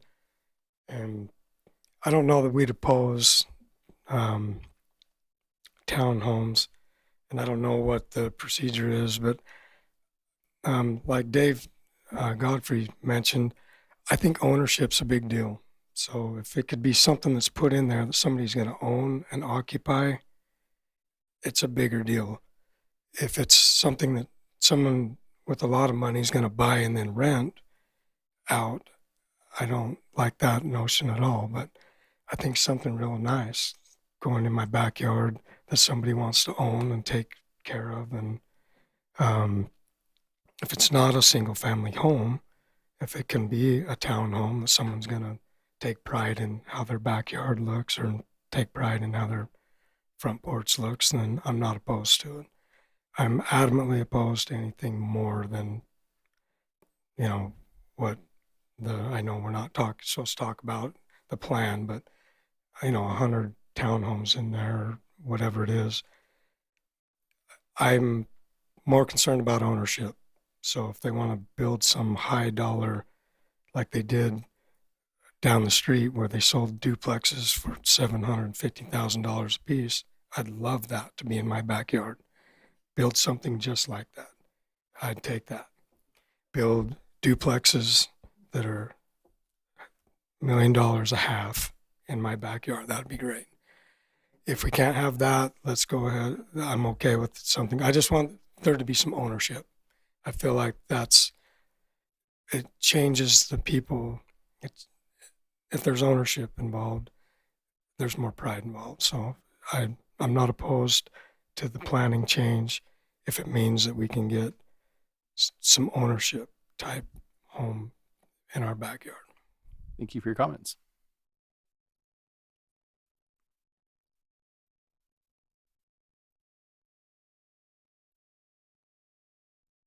Okay, any last comments? I think with that, we can close the public comment. Jared, we'd like to address some of these items. I think there's some areas I probably have some questions and would like you to address as well. Sure, I'd be happy to. I'm trying to think what to address. I appreciate the comments. They're all good, thoughtful comments. The concern I would probably just echo. Maybe the math of what can and can't go on this this property with this zoning. And the math is tricky in terms of density. So let me address the 12 and 15 item that was brought up. So RM15 zoning is weirdly named. it's 15 because 15 is the maximum density that you can put on the property if you go through this very intense incentive density bonus that we have written into the code. You have to to get an extra unit, you have to do a series of things, meet requirements in different columns in the ordinance. It's difficult to do. I haven't seen anyone successfully do it. I haven't seen anyone successfully even get to like the 13th unit per acre. It's tough. So we think of the RM15 zone, and we basically just talk about it as a 12 units per acre. When people developers call up and ask, what can I build in the RM15 zone? We say 12 units per the acre because there's no use in talking to them about more. But there could be that possibility of doing 13 or 14 or even the next level to the 15 units per acre. At 15 units per acre, this is still a pretty nice townhome project. And at 15 units per acre, it's still a townhome project. Talking to developers about it all the time, just to kind of drive that point home. At that acreage, if you're not doing 20 units the acre or more, you're really not able to do apartments at the density that you need to make the return. The construction costs are too expensive. Land costs in the valley are out of control. It's hard to make anything return. Townhomes do, for the same reasons that we appreciate those projects as a staff, they return investment very well. They're nice projects. People feel at home in them. They tend to stay longer than in apartments. They're less transient. I live in a project very much like the concept that we put up in terms of units and density and kind of placement, really near larger roads. And my window actually looks out over a lumber yard. But I anticipate that view is going to be better one day, and I don't really mind it. It's kind of interesting to see what they're hauling out for the day, honestly. But my point being that it's a mix of renters and ownership units. They're condos. People own them. Some people own them and rent them out. But when I leave on vacation tomorrow morning, my neighbor girls are going to take care of my dogs. They tried to sell me my dogs back when they found them lost in the neighborhood once. So they've become my adopted kids to take care of my dogs when I go out of town. And they kind of look out for us, and we look out for them. And it's a real neighborhood. You walk around and see people. And I think you'll find that with these kind of developments. And you don't necessarily get that as much with apartments. So I can appreciate the concerns about bait and switch. I get that. And if we were talking about RM25 or something, if they wanted to do apartments here, they would have been asking for RM25 or RM20 maybe. But at RM15, I have zero concerns that it's going to be anything but townhomes. It's just not possible in the market today. Can you touch on if as a city we're able to comment or require ownership versus for rent? Yeah. And also, once you're done with that, because that'll be pretty quick. Sure. Could you also talk about the process that they'll have to go through to both get this finally approved, and then also the process to actually get a building permit? Perfect. Yeah. So the short answer to your first question is no, we're not. As a city, we're not able to dictate ownership versus rentals. We can encourage things. And townhome projects, like we talked about, that return on investment. If the price is right and the market is right, the return on that investment as an owned unit can be even greater. So there's at least the probability that those can be owned. But we cannot dictate it in terms of code. That's unconstitutional. It's against federal law. Yeah, we're not able to do that. It's been deemed unconstitutional. So we won't do that in any of our zones in any project really. But there are projects that are more likely to be owned to create that possibility of ownership. The RM15 zone does that, where other zones, where like an RM20 or RM25 probably does not, unless it's a higher density condo complex. In terms of the process, we can talk about that a little bit. So if the zone change, we showed you the concept plan, and I know that lots of you had seen that from before. And again, like you said, we can't rely on that concept plan because things get changed sometimes through necessity as we look at laying things out for real, and things get turned in detail. The detention or retention that was mentioned, that kind of thing can change how we lay things out. But the point is that the process of laying this out in a design for this neighborhood, for this housing project, will be a public process that happens here with the Planning Commission. If the Planning Commission recommends approval of this zone change, and the City Council turns around and takes that recommendation and changes the zoning to RM15, then the Boyer Company will have to come back with an application for site plan and conditional use permit to allow this housing to go in, and potentially subdivision if it's going to be an owned project. So that would come to the Planning Commission, and during that process, conditional use, we look at mitigating the impacts of the development. And that's where we impose conditions like creating space between that north residential area and buffering that with park features or open space or what have you. Parking in these kind of in townhomes is also not as big a problem as apartments because each of these homes is going to have a 2-car garage, which is one of the other reasons that people stay longer in these kind of projects.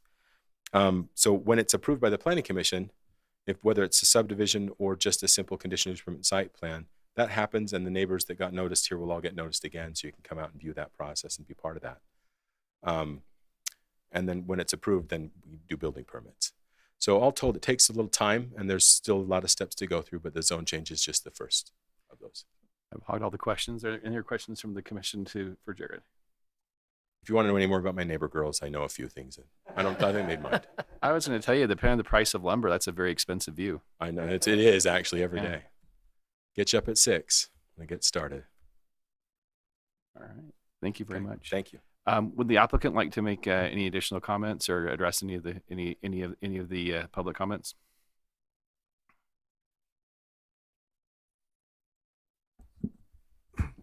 Excuse me, not much to add. I would just second what Jared said. The RM15 is very problematic. I mean, 15 units to the acre is very problematic. So as we've shown on the concept plan, our intention is, for the reasons that Jared outlined, to go with, in essence, 12 units to the acre.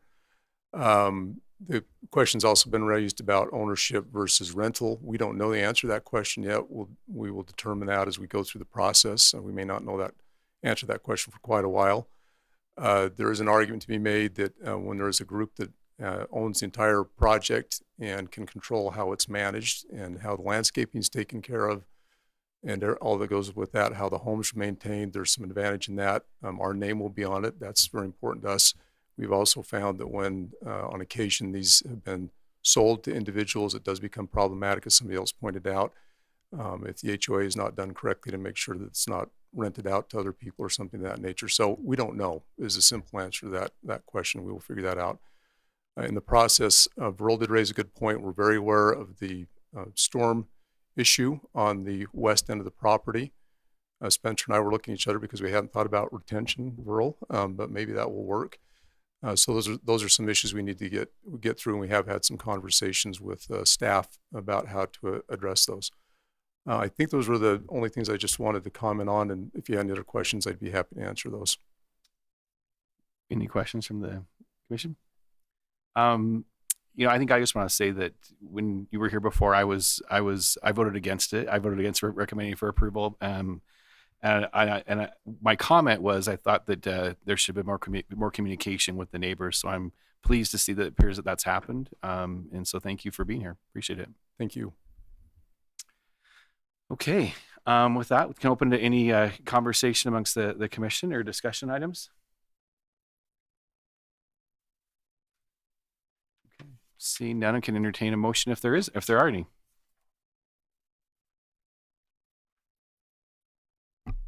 Chair Lowry, I'll make a motion that the Planning Commission forward a recommendation of approval to the City Council for the requested amendment to the future land use map, redesignating the properties located at 861 East Winchester Street and at 6520, 6550, and 6580 South 900 East from general commercial to medium density residential.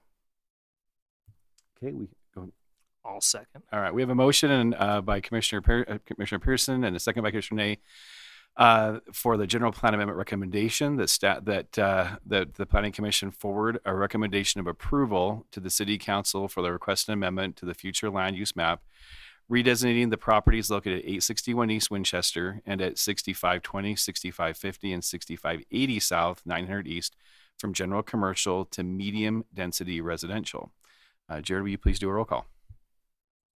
Yes. Yes. Yes. Yes. Okay, that motion has passed. We have an additional item of business. Is there a motion for the zoning map amendment? I'll make a motion. Okay. I'll make a motion. We forward a recommendation of approval to the City Council for the requested amendment to the zoning map, redesignating the properties located at 861 East Winchester and 6520, 6555, 6550, and 6580 South, 900 East, from CD commercial development to RM15 multifamily medium density residential zone. Okay. I'll second. We have a motion by Commissioner Ney and a second by Commissioner Pearson for the zoning map amendment recommendation. The Planning Commission forward a recommendation of approval to the City Council for the request amendment to the zoning map designation of the properties located at 861 East Winchester Street and at 6520, 6550, and 6580 South, 900 East from CD commercial development to the RM15 multifamily medium density residential zone. Jared, could you please do a roll call? Yes. Yes. Yes. Yes. Okay, these two motions have passed. Wish you the best of luck with the City Council.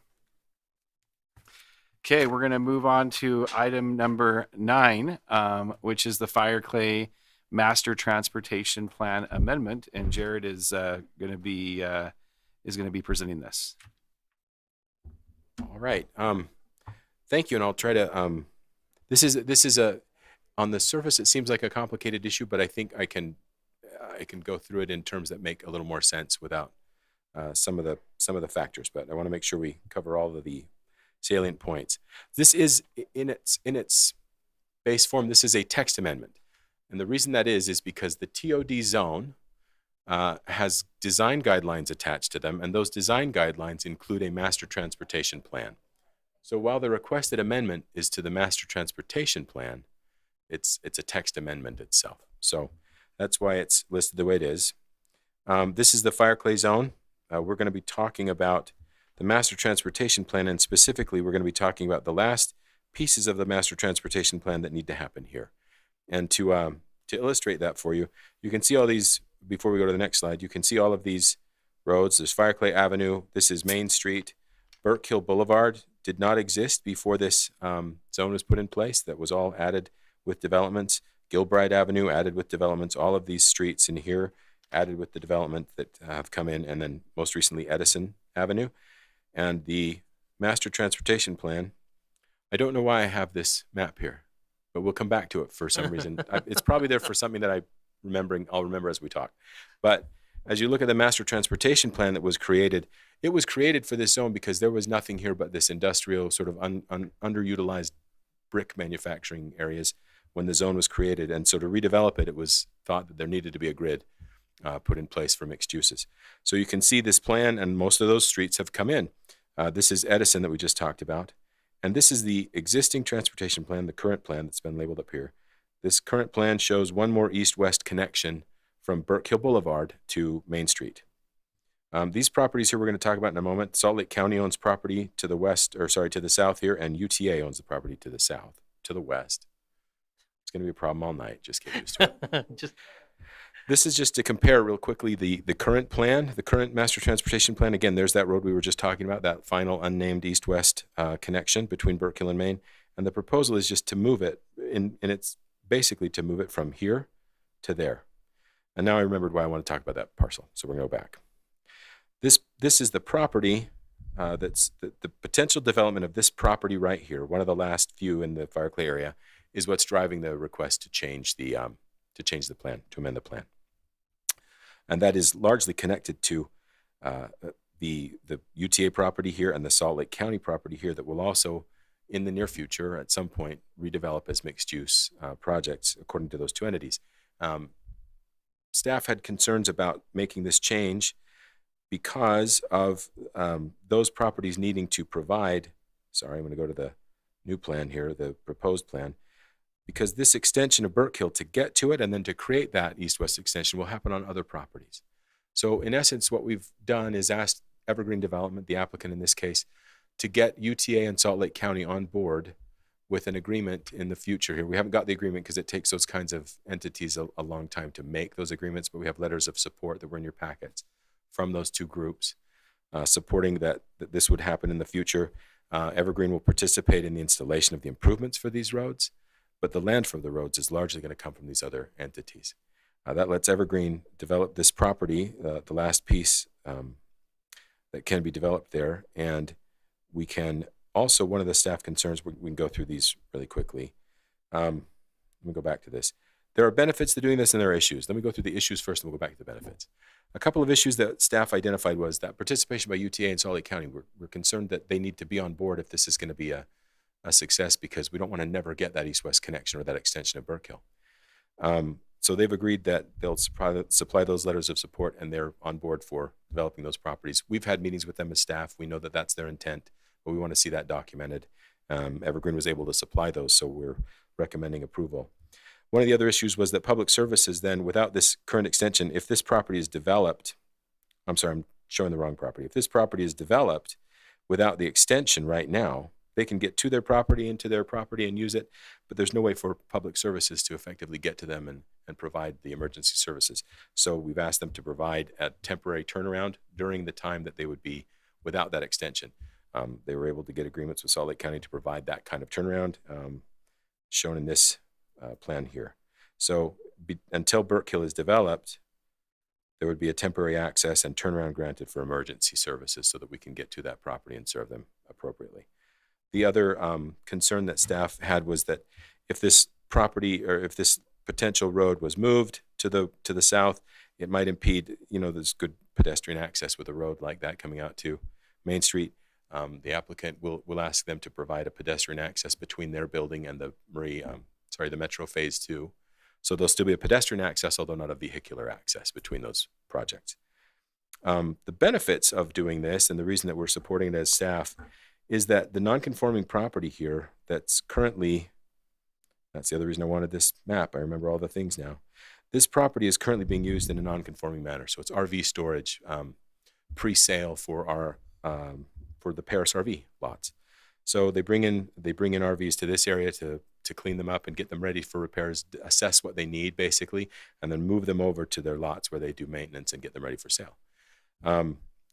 This property under contract would allow a development to be a TOD zoning mixed use development, which is something we want to see. So we support this opportunity to get that done.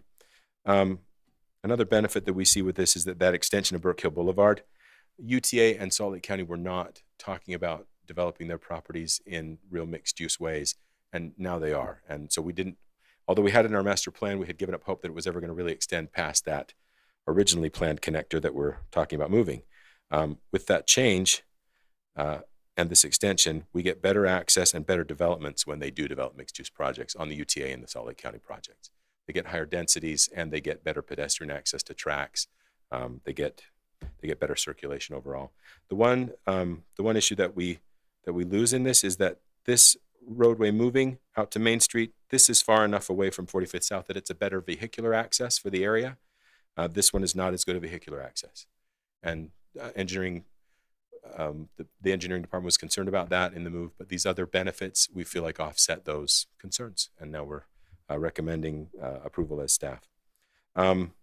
We've addressed, and I've messed up oh, that wasn't good. You've seen it weird. So we're done talking at this point. Don't know what I did. There we go. Let's see. I'm not an Apple person, so I don't know how to make this play its slideshow. Let's see. Well, anyway, we're just going to work with it this way and pretend that it's all right, okay? There are, that's not going to work because now I'm editing this stupid thing. Technology, folks. Pressure. To address those potential issues, just a few things that make their way into consideration so that you know what we're doing as staff. Because with text amendments, just like with zone changes, we don't typically condition them upon things because this is an amendment and it's going to happen, and we can't wait for the amendment to happen for them to do certain things. But these are issues that we can demand as they move forward with the development. So these are the ways we're going to address the problems. That street location that we talked about being on other property, that can be addressed by those letters of support. It'll be addressed fully by a development agreement between those three parties, but those letters of support indicate that we'll be able to get that agreement. The public service and emergency access, you already saw that turnaround. And then the pedestrian access we already talked about as well. Those are our only issues, and we feel like those can be addressed really easily through the development process as the project comes forward. And we are recommending that you forward a recommendation of approval for this text amendment, amending the Fire Claim Master Transportation Plan to the City Council. Thanks, Jared. Any questions for Jared from the commission? Go ahead. Is 4500 South, is that a Murray maintained road? No, that's UDOT. Okay. And just for it, the grade change there is pretty severe if you've driven down that. That's you know you're at Fireclay when you just drop below that big escarpment. And UDOT will, and UDOT's okay with this? Yeah, with mixed use development. No, just how the exits. Well, UDOT. So as far as that exit going out onto Main Street, UDOT, it is within the distance that we'll need a UDOT letter, but we're not concerned about getting that. We think they'll allow that because it'll be but it will be a limited access. It'll be a right in, right out kind of thing. So it won't be a full vehicular access, and that's the reason that engineering was initially concerned. We won't have any, just to be clear, we won't have any direct access onto 45th South. We initially thought in 2007, whenever they devised this plan, that we would have a clever way of getting people on, that Burke would connect to 45th South. We were shot down long ago on that. It's still on the plan, but it's not. We know it's not happening. So, okay. Can you once again just or make me feel better? Yeah. About that parking lot. Which one? You mean that's in slide 48? Okay. Yeah, sure. So you're not actually seeing a parking lot. You're seeing the parking deck that will be wrapped by mixed use housing above by it. a unit. Yeah. Okay. So you're just seeing the main floor. You're seeing the first floor of, I think, I'm not going to guess at 2 or 3 decks of parking, but okay. it's a birthday cake, right? 2 decks of parking. So it's the birthday cake. It would be fully ringed by this particular plan. Again, it's not a plan that's approved or anything. It'll have to go through the approval process. But their plan was to produce this decks of parking stacked and it fully ringed by the units above. Okay. So, does look like a parking lot. You're right. I'm used to seeing it now after these months. And so So you've explained everything well. I appreciate your explanation. One more explanation for me. Letters of intent have been signed. What is our process or time frame? When do we intend and expect the? Sure. There's some language. I think the applicant could probably address that better than me. But from our talks with UTA and Salt Lake County, it'll be longer for UTA to fully redevelop their property because they have more things to move. Salt Lake County will move quicker. Within a year or 2, Salt Lake County it might take 3 on UTA. But we're within 5 years easily to have this done. The temporary might get used for 4 or 5 years at the most. Well, and that's part of my reason for asking, because the economy changes and then plans change. Right. So the I forget the term now. The letter of intent is in place of not having what was the other legal term? The development agreement. Development agreement. The letter of support is in lieu of the development agreement. But when will the development agreement? The development agreement's already being hammered out with the upper level people that need to approve it. So it won't be long on the development agreement. It'll just be the developments themselves are going to take time, but UTA is committed to doing mixed use on this property, and so is Salt Lake County. Salt Lake County's been trying to do mixed use on it for a while.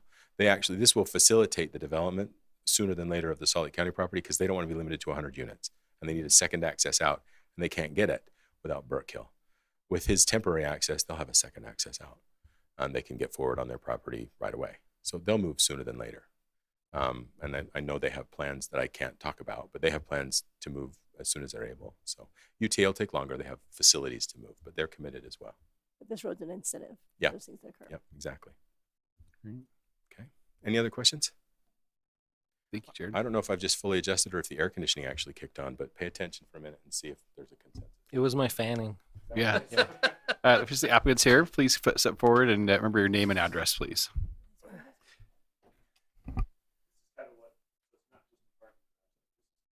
Perfect.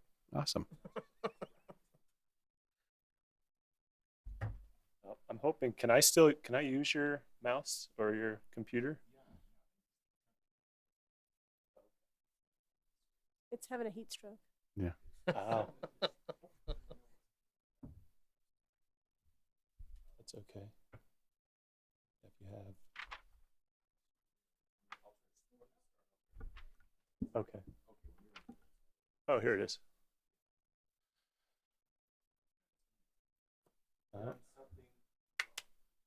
Well, you can tell us your name and address, and we'll get started. Sure. Oh, here we go. I'll try not to touch it too hard. So my name's Jeremy Carver. Address is 12747 Whisper Grove Circle, Draper, Utah. I love Murray. My wife's from Murray. My in-laws still live here, and so do my grandparents. And I'm grateful for planning staff and for you guys for your time. Just really appreciate that. I'm kind of the only thing between you and your families right now. So hopefully this will go quickly. I'll be brief.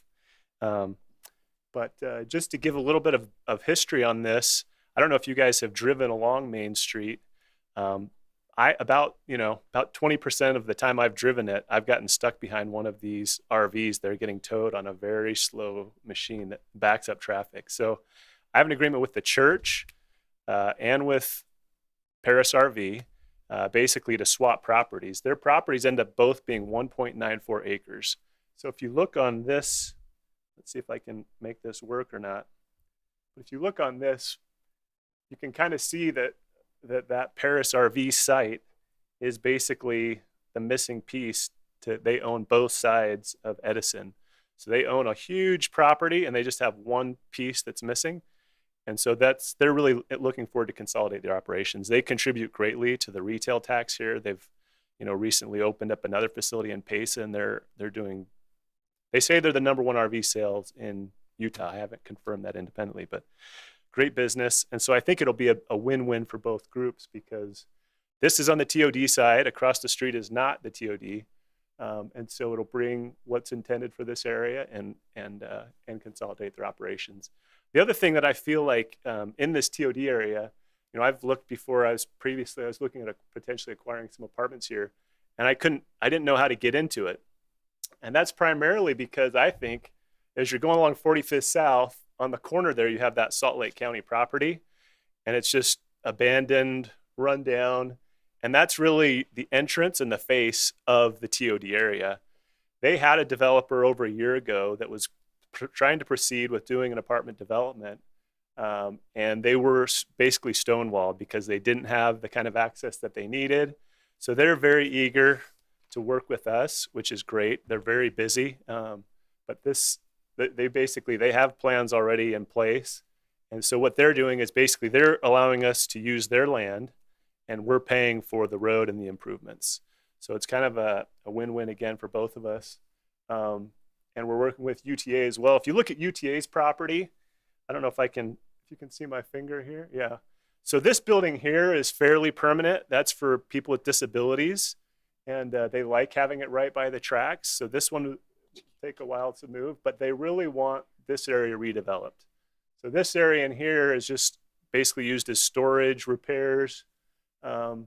So you can see what's nice about this. Let's see if I can keep getting this finger to work. What's nice about, you can see their property would be down here. So as this road gets built out, they'll have two ways. You can either head north here or you can head south here. It'll give them 2 points, and it'll also give Salt Lake County 2 different ways to circulate. So we think it's going to be very positive. They're both working with a lot of big entities here, the church, UTA, and Salt Lake County, and they've been very willing to work on us because they really do want to work together and have a situation that ends up being a legacy not only for UTA and Salt Lake County, but for Murray. And so, we, like I said, my personal experiences, have 3 projects that will be completed this year in Salt Lake and in Sugar House for very high-end apartments. And so that's been my experience. I think we'll hopefully bring the first rooftop deck to Murray on our project. So I'm happy to answer any questions. I think that was primarily, and I do have our architect and some other people here to answer any questions too. So appreciate your time. Any questions for the applicant? I think we're good. Thanks so much. Appreciate it. Yeah, the one other thing I was going to mention is, so this road, I think you can kind of see between, I don't know if you guys see this. Oh my, working? Maybe it's not going to work. Oh yeah, this road right here. This road won't ever get built. You can kind of look and see, well, this will go through, but this isn't really in the TOD zone, and that's where this guideline is. And so, I know the church and I know Paris RV, and they anticipate this being the DI and Paris RV for a long, long time. So we think building along the southern edge is really a win-win for everybody, and will get this project moving forward on the corner that will really activate this area and help it feel like the TOD it was expected to be. Great, thank you. Thank you.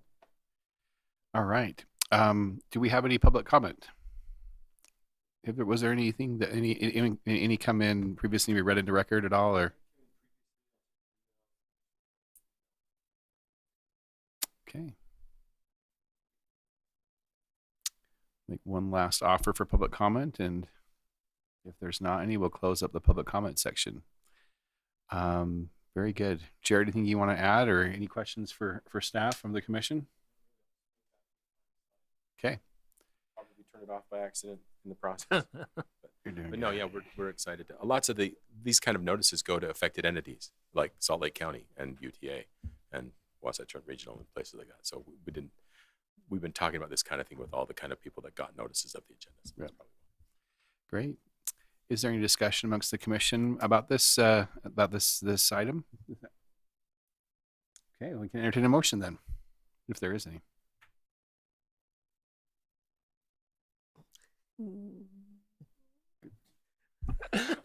Chair Lowry, I'll make a motion that the Planning Commission forward a recommendation of approval to the City Council for the proposed amendment to the Fire Clay Master Transportation Plan in the TOD zone as outlined. I would like to second that motion. All right, we have a motion made by Commissioner Pearson, a second by Commissioner Milkevich, that the Planning Commission forward a recommendation of approval to the City Council for the proposed amendment to the Fire Clay Master Transportation Plan in the TOD zone as outlined. Jared, do you roll call vote? Yes. Yes. Yes. Yes. All right. Well, the motion is passed. Congratulations. Wish you guys best of luck with your project. Thank you for being here. I think we could talk about a lot of things, but at this point, I would also entertain a motion to adjourn. Mr. Chair, I'll make a motion that we adjourn at 8:34. Second. Okay, we have a motion by Commissioner Nay and second by Commissioner Pearson that we adjourn at 8:34. I'll say I'll say aye. Aye. Aye. Any opposed? Okay, thank you guys so much. We are adjourned.